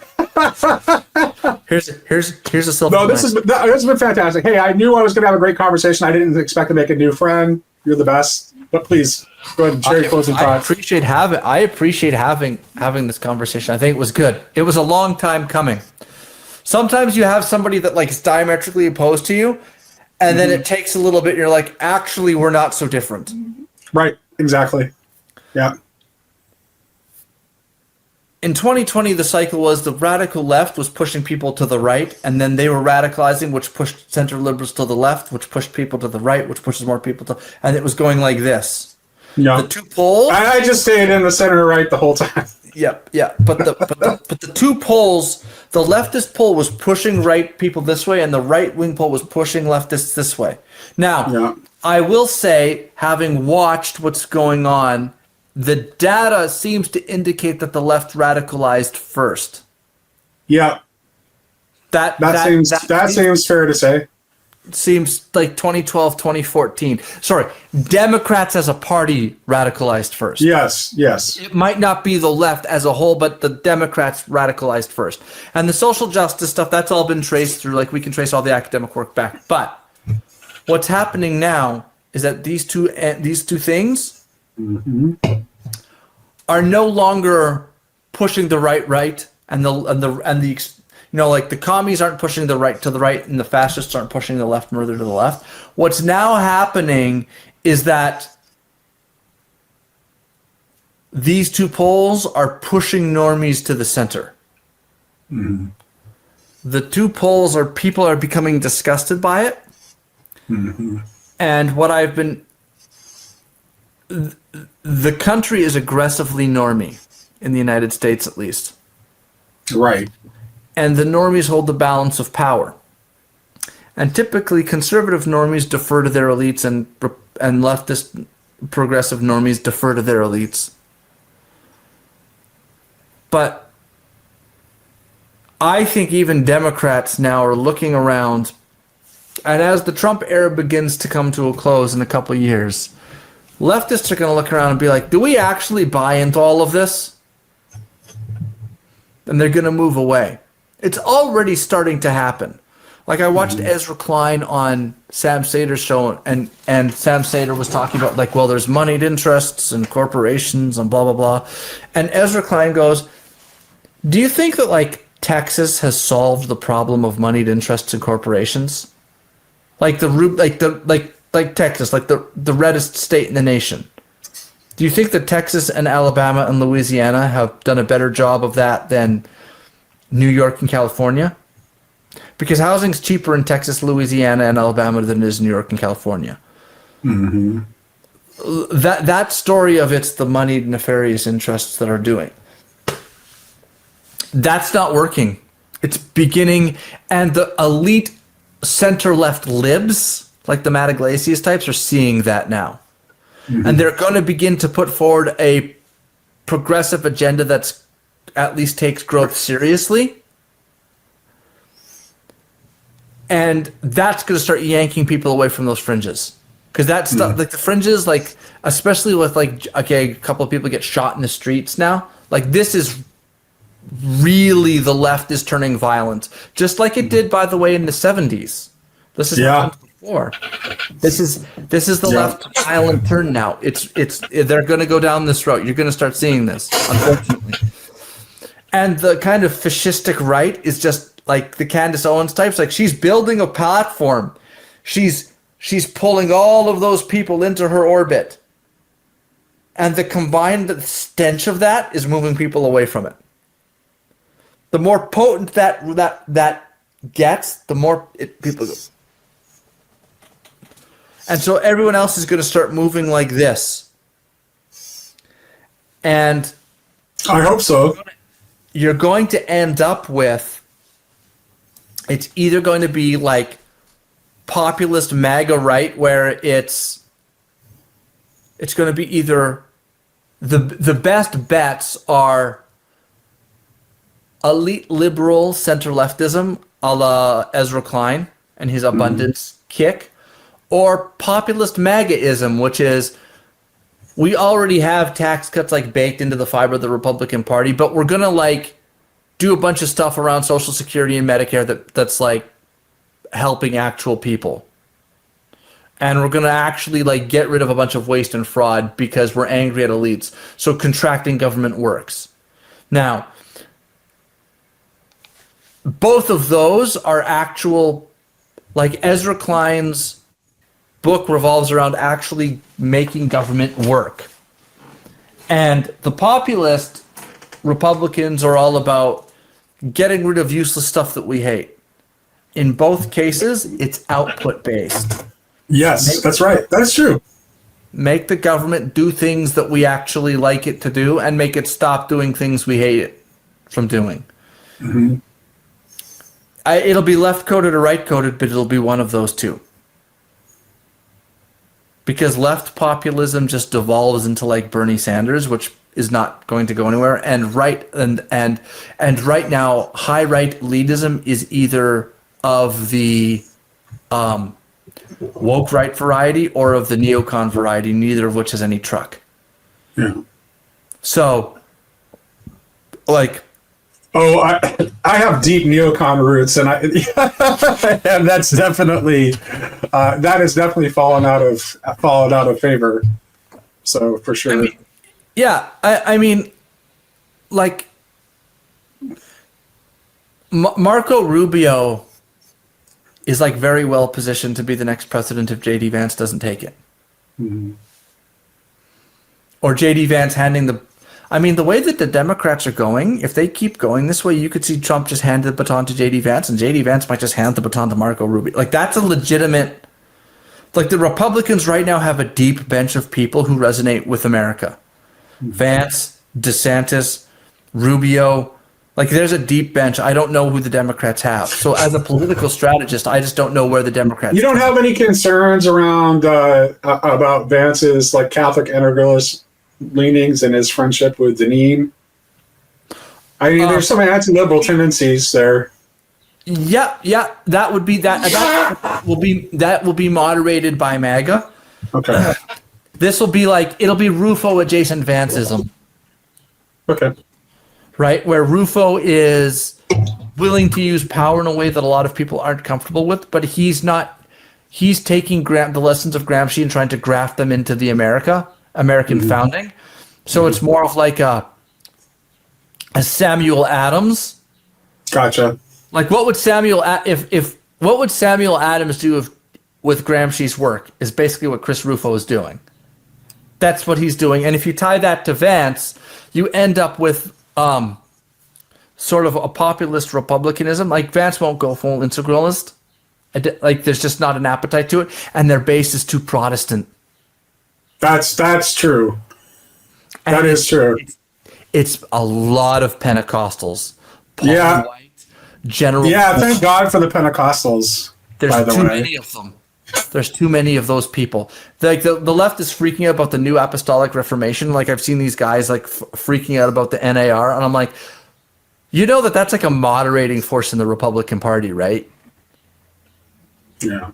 Like, that's like New Apostolic Reformation. I'll tell you the one group of people that I can most count on. My wife is Jewish, and the group of people that I can most count on not being like clandestinely anti-Semite in some way are dispensationalist Pentecostals. It's like, that's my own background too, which is like part of why it's like, even though it's like my faith tradition is a little bit different now, that's enough in me that like I could like, you think that God's chosen people are the enemy of everything good? Like, you got to be kidding me. It's like, God doesn't make mistakes. The better part of it is you're seeing now Charlie Kirk push back on that stuff now. Charlie Kirk has been dropping video after video after video, just hammering those guys in debates, like in public, and showing deep, or at least deeper knowledge of the Torah and how that works than any of like the righty conspiracists. And so they just get clobbered. That stuff is not going to take off. Candace Owens is going to find herself on an island with Ian Carroll out in conspiracy world, but she's not going to. Like, those guys think they're going to march in, but they're not. Trump hates it. And there's too much. I fully trust Trump on that score for sure, 100%. So that's not going to happen. But I mean, it could do some damage. They might take some institutions, but the Pentecostals will never have it. Never, ever. No, yeah. You know, Florence King, I mentioned that I used to read a lot of Florence King. She had this great line in Southern Ladies and Gentlemen where she said, like, the most rapid ceasefire of anti-Semitism ever was in the American South after the 6 Day War, where it's like every redneck she ran into was like, them Jew boys can fight. And like that, but that cultural phenomenon is kind of like what led to a kind of turn in the direction of American evangelical dispensationalist theology, where it became more favorably disposed toward Jews and Judaism. Yeah, and that's why the Torah types are trying to take out dispensationalism. Yeah, that's why they're attacking it. Yeah, because they want to get rid of it, because it's the shield that protects the Jewish people. But they don't understand that that's not going to work on Pentecostals. Nope. There's no way. No way. Yeah, it's not going to work at all. They don't know how to navigate. And it's also, Pentecostals served as a bulwark against wokeness too, because a lot of Pentecostals are always looking, in the same way that they catch on to like high church liturgy, they're always looking at the vibe of things and the spirit behind it. That's right. So the woke right is running into this buzzsaw. They're like, well, the dispensation, the theology, and everyone, like the Pentecostals, look at Trump and goes, what's the spirit behind you? Right. Exactly. Yeah. And it's not hard to find. No, it's not hard to find at all. Same with when Kristen Dumais showed up. The first thing I noticed about her and Beth Allison Barr, I was like, it's the spirit behind you. Yeah. That's the first thing I saw. It was the spirit behind it. Yep. Hey, Pentecostals are good at discerning spirits. Yeah, and so it's never going to work. And the Pentecostals are too deep. I was at America Fest, AmFest, which is Charlie Kirk's event 2 years ago, and I was with Chloe Cole, the young detransitioned woman, and Laura Becker, and a couple of other detransitioners, and some other people. We were kind of like going through. There's like a whole there's a what would you call it? Like there's the conference complex, and then there's like an ecosystem of hotels around it, right? And we were in one of the hotels, and they heard singing, so they went up. And I walked into a room, and there was a guy playing guitar, and a bunch of people around singing songs and raising their hands. And I sat down, and I watched for a few minutes, and I said, these are Pentecostals. These aren't garden variety evangelicals. These are all Pentecostals. And I knew that it was Pentecostals because the way Pentecostals operate, and Pentecostals are much more egalitarian than Southern Baptists. Oh, yeah. Particularly in non-ecclesiological context, where it's really the women who are play a central role in all of the prayer, worship, and prophesying and all of that stuff. Yep. And so I just watched. I was like, "There's a group of women in the front who are all praying out loud." I'm like, "These are all Pentecostals." Yeah. And the men are very protective. They still are doing that. It's like the masculine feminine dynamic is still absolutely there. It's just that women just have much more influence, and that's well respected. So because I could, and there's a liturgy to it. It's unspoken, it's unwritten, but there's absolutely liturgy to it. Yeah. And so I got up and I did some reading of scripture, and I read it in the way that a Pentecostal ought to read scripture, right? Yeah. And your old men will have visions, right? You know, like, right. Yeah. You put some sauce on it. You're not just gonna give a bland Anglican reading. And so then I stepped out, and my friends who were with me were like, okay. And I was like, these are Pentecostals. You can just participate. I was like, you don't need, what do I need to do? I said, it's Pentecostals. You don't need to do anything. Just watch and participate as you see fit. But there is a vibe, and everyone just kind of watched and was like happy. And when it was over, I said, so you guys are all Pentecostals, right? Yeah. I was like, yeah, so am I. I'm from here. They're from, okay, we're going here and there and everywhere. Yep. Pentecostals are deeply embedded in MAGA. Yeah. Very, very, very deeply embedded. My mom has been. I was definitely like never Trump at first because, again, my temperament is like old school conservative, and I didn't see him as a conservative. But my mom was on the Trump train from the beginning. Yep. So many of them were because it's the spirit behind it. It's not what he says. You're right. Exactly. Yeah. I mean, someone tried to say they take Trump literally or not serious. They take Trump seriously, not literally, and I'm like, that's part of it. But the Pentecostals are looking at like the spirit behind it. So when Trump like just walks up and hugs an American flag, that does more than like laying out policy positions. Right. Like, what's the spirit behind you? Trump wants peace. Yeah. But like that's the spirit behind it. Yeah. So they don't like a lot of what he does, but Pentecostals who are my friends are always like Trump is King David was always the goal, but Trump is Samson is always acceptable. Yeah. Yeah, like it's what's the spirit behind you, man? And so the anti-Semites who are a lot of them are trying to like bring themselves in don't realize that they can't get the Pentecostals. Never.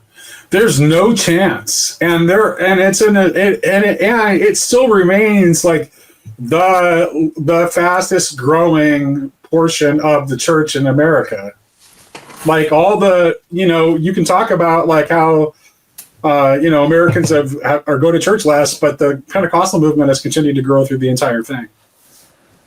And it's because of it's because of the authenticity, by the way. Like that, I think that's what gives them cachet. Yeah, it's like it's no BS.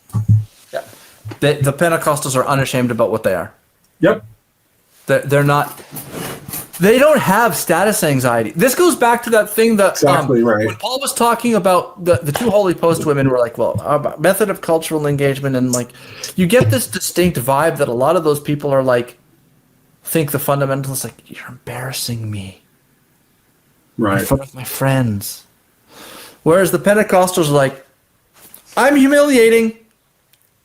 My great grandmother was a Pentecostal faith healer. Yeah, so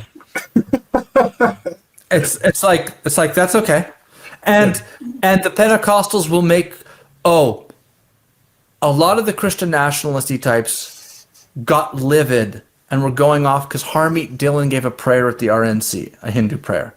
Mm-hmm. They were like going off on her. I did a little post defending Harmeet, saying this is Harmeet Dillon. She was the one who sued to get churches open. She sued to protect J6ers. She did lawsuits for all the detransitioners. She blah, blah, blah, blah, blah, blah, blah. And she's absolutely welcome in our camp. That tweet got 13,000 retweets and like 1 million likes or something outrageous like this. It was insane. I never have had, I've had one tweet go off like that before, but this one was big. Right. I couldn't believe it. The Christian nationalisty types do not understand the degree to which MAGA is deeply not that. Right. When I say Christian nationalisty types, I don't mean like Russ Vought. I mean like the Andrew Torba types. That's what I mean. Because you could have like a Christian culture nationalist government. I understand that. That's not what I mean. I mean like the people who are like Andrew Torba types who are like often like the anti-Semitism and like conquer by the sword. Yeah, right. Not the kind of old school Christian nationalism that Paul Vanderklay will sometimes defend. Yeah, that's kind of always been with us. Yes. No. Like, but the anti-Semite like they're not. They're not going like the Pentecostals, man. There's too many of them. They're too deep. They're too important, and they're so dispersed throughout MAGA that if you try, when the elites try to come after it, like once the Pentecostals start stepping up and saying no, and they have another trump card. They vote. Yes, they do. And if you tick them off, and make them afraid, because a lot of those Baptisty, not Baptisty, what would you say? Those kind of, I don't know what you would call Torba, but sort of authoritarianist Calvinists, maybe. Yeah. Some Would of you- those types, Yeah. the Pentecostals will not suffer for that. No. Pentecostals are not willing to live under your heel to defend to beat wokeness. Right.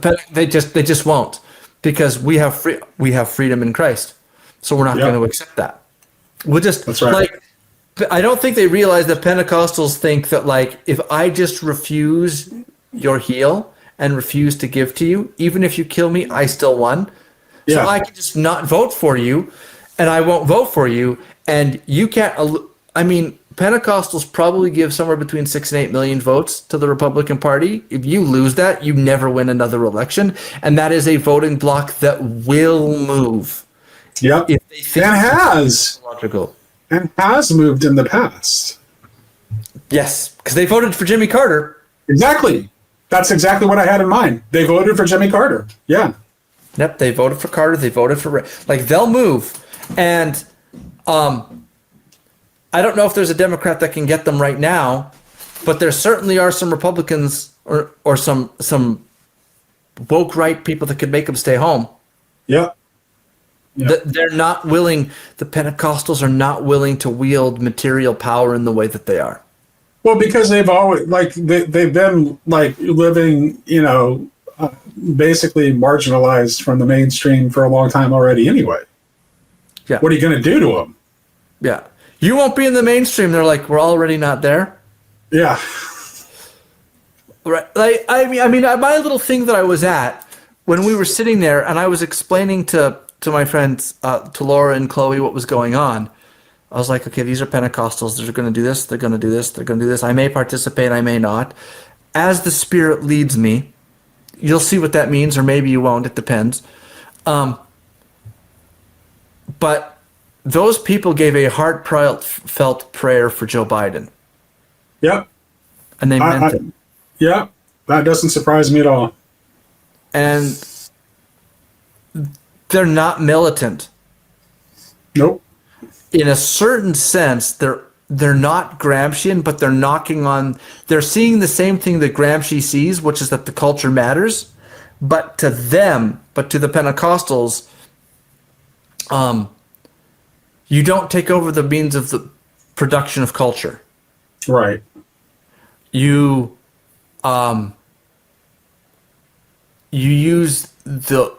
you are empowered by the Holy Spirit to spread the word. There you go. And that changes the culture. Yep. And they're not trying to be winsome.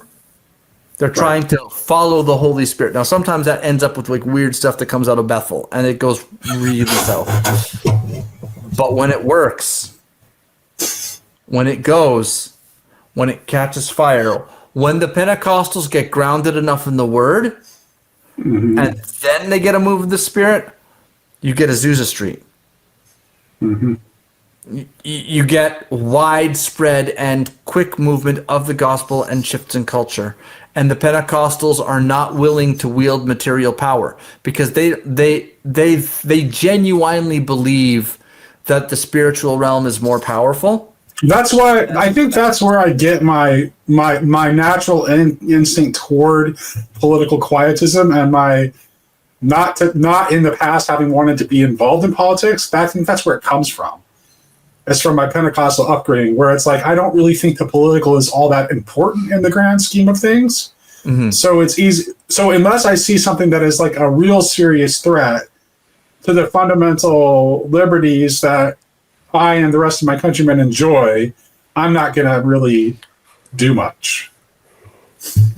Yeah, so I take Joseph Heath's view, which is that politics is extremely important, but you have to have political solutions to political questions. You can't use political solutions to a cultural problem. Yeah. Because politics, at the end of the day, it has two things that it can do: consensus and force. if you could get consensus, you wouldn't need to use politics to change people's minds. And if you don't have that, then you're using force. And then you're right back to the thing we talked about earlier, where it's like if it's not voluntarily accepted, then the change is never going to stick. That's right. So, yeah. All right. I think that's a great note to end on. Thank you, Michael, for joining me. It was really. I'm glad we got to talk. I'm glad we met. Thank you for joining me today on Grail Country.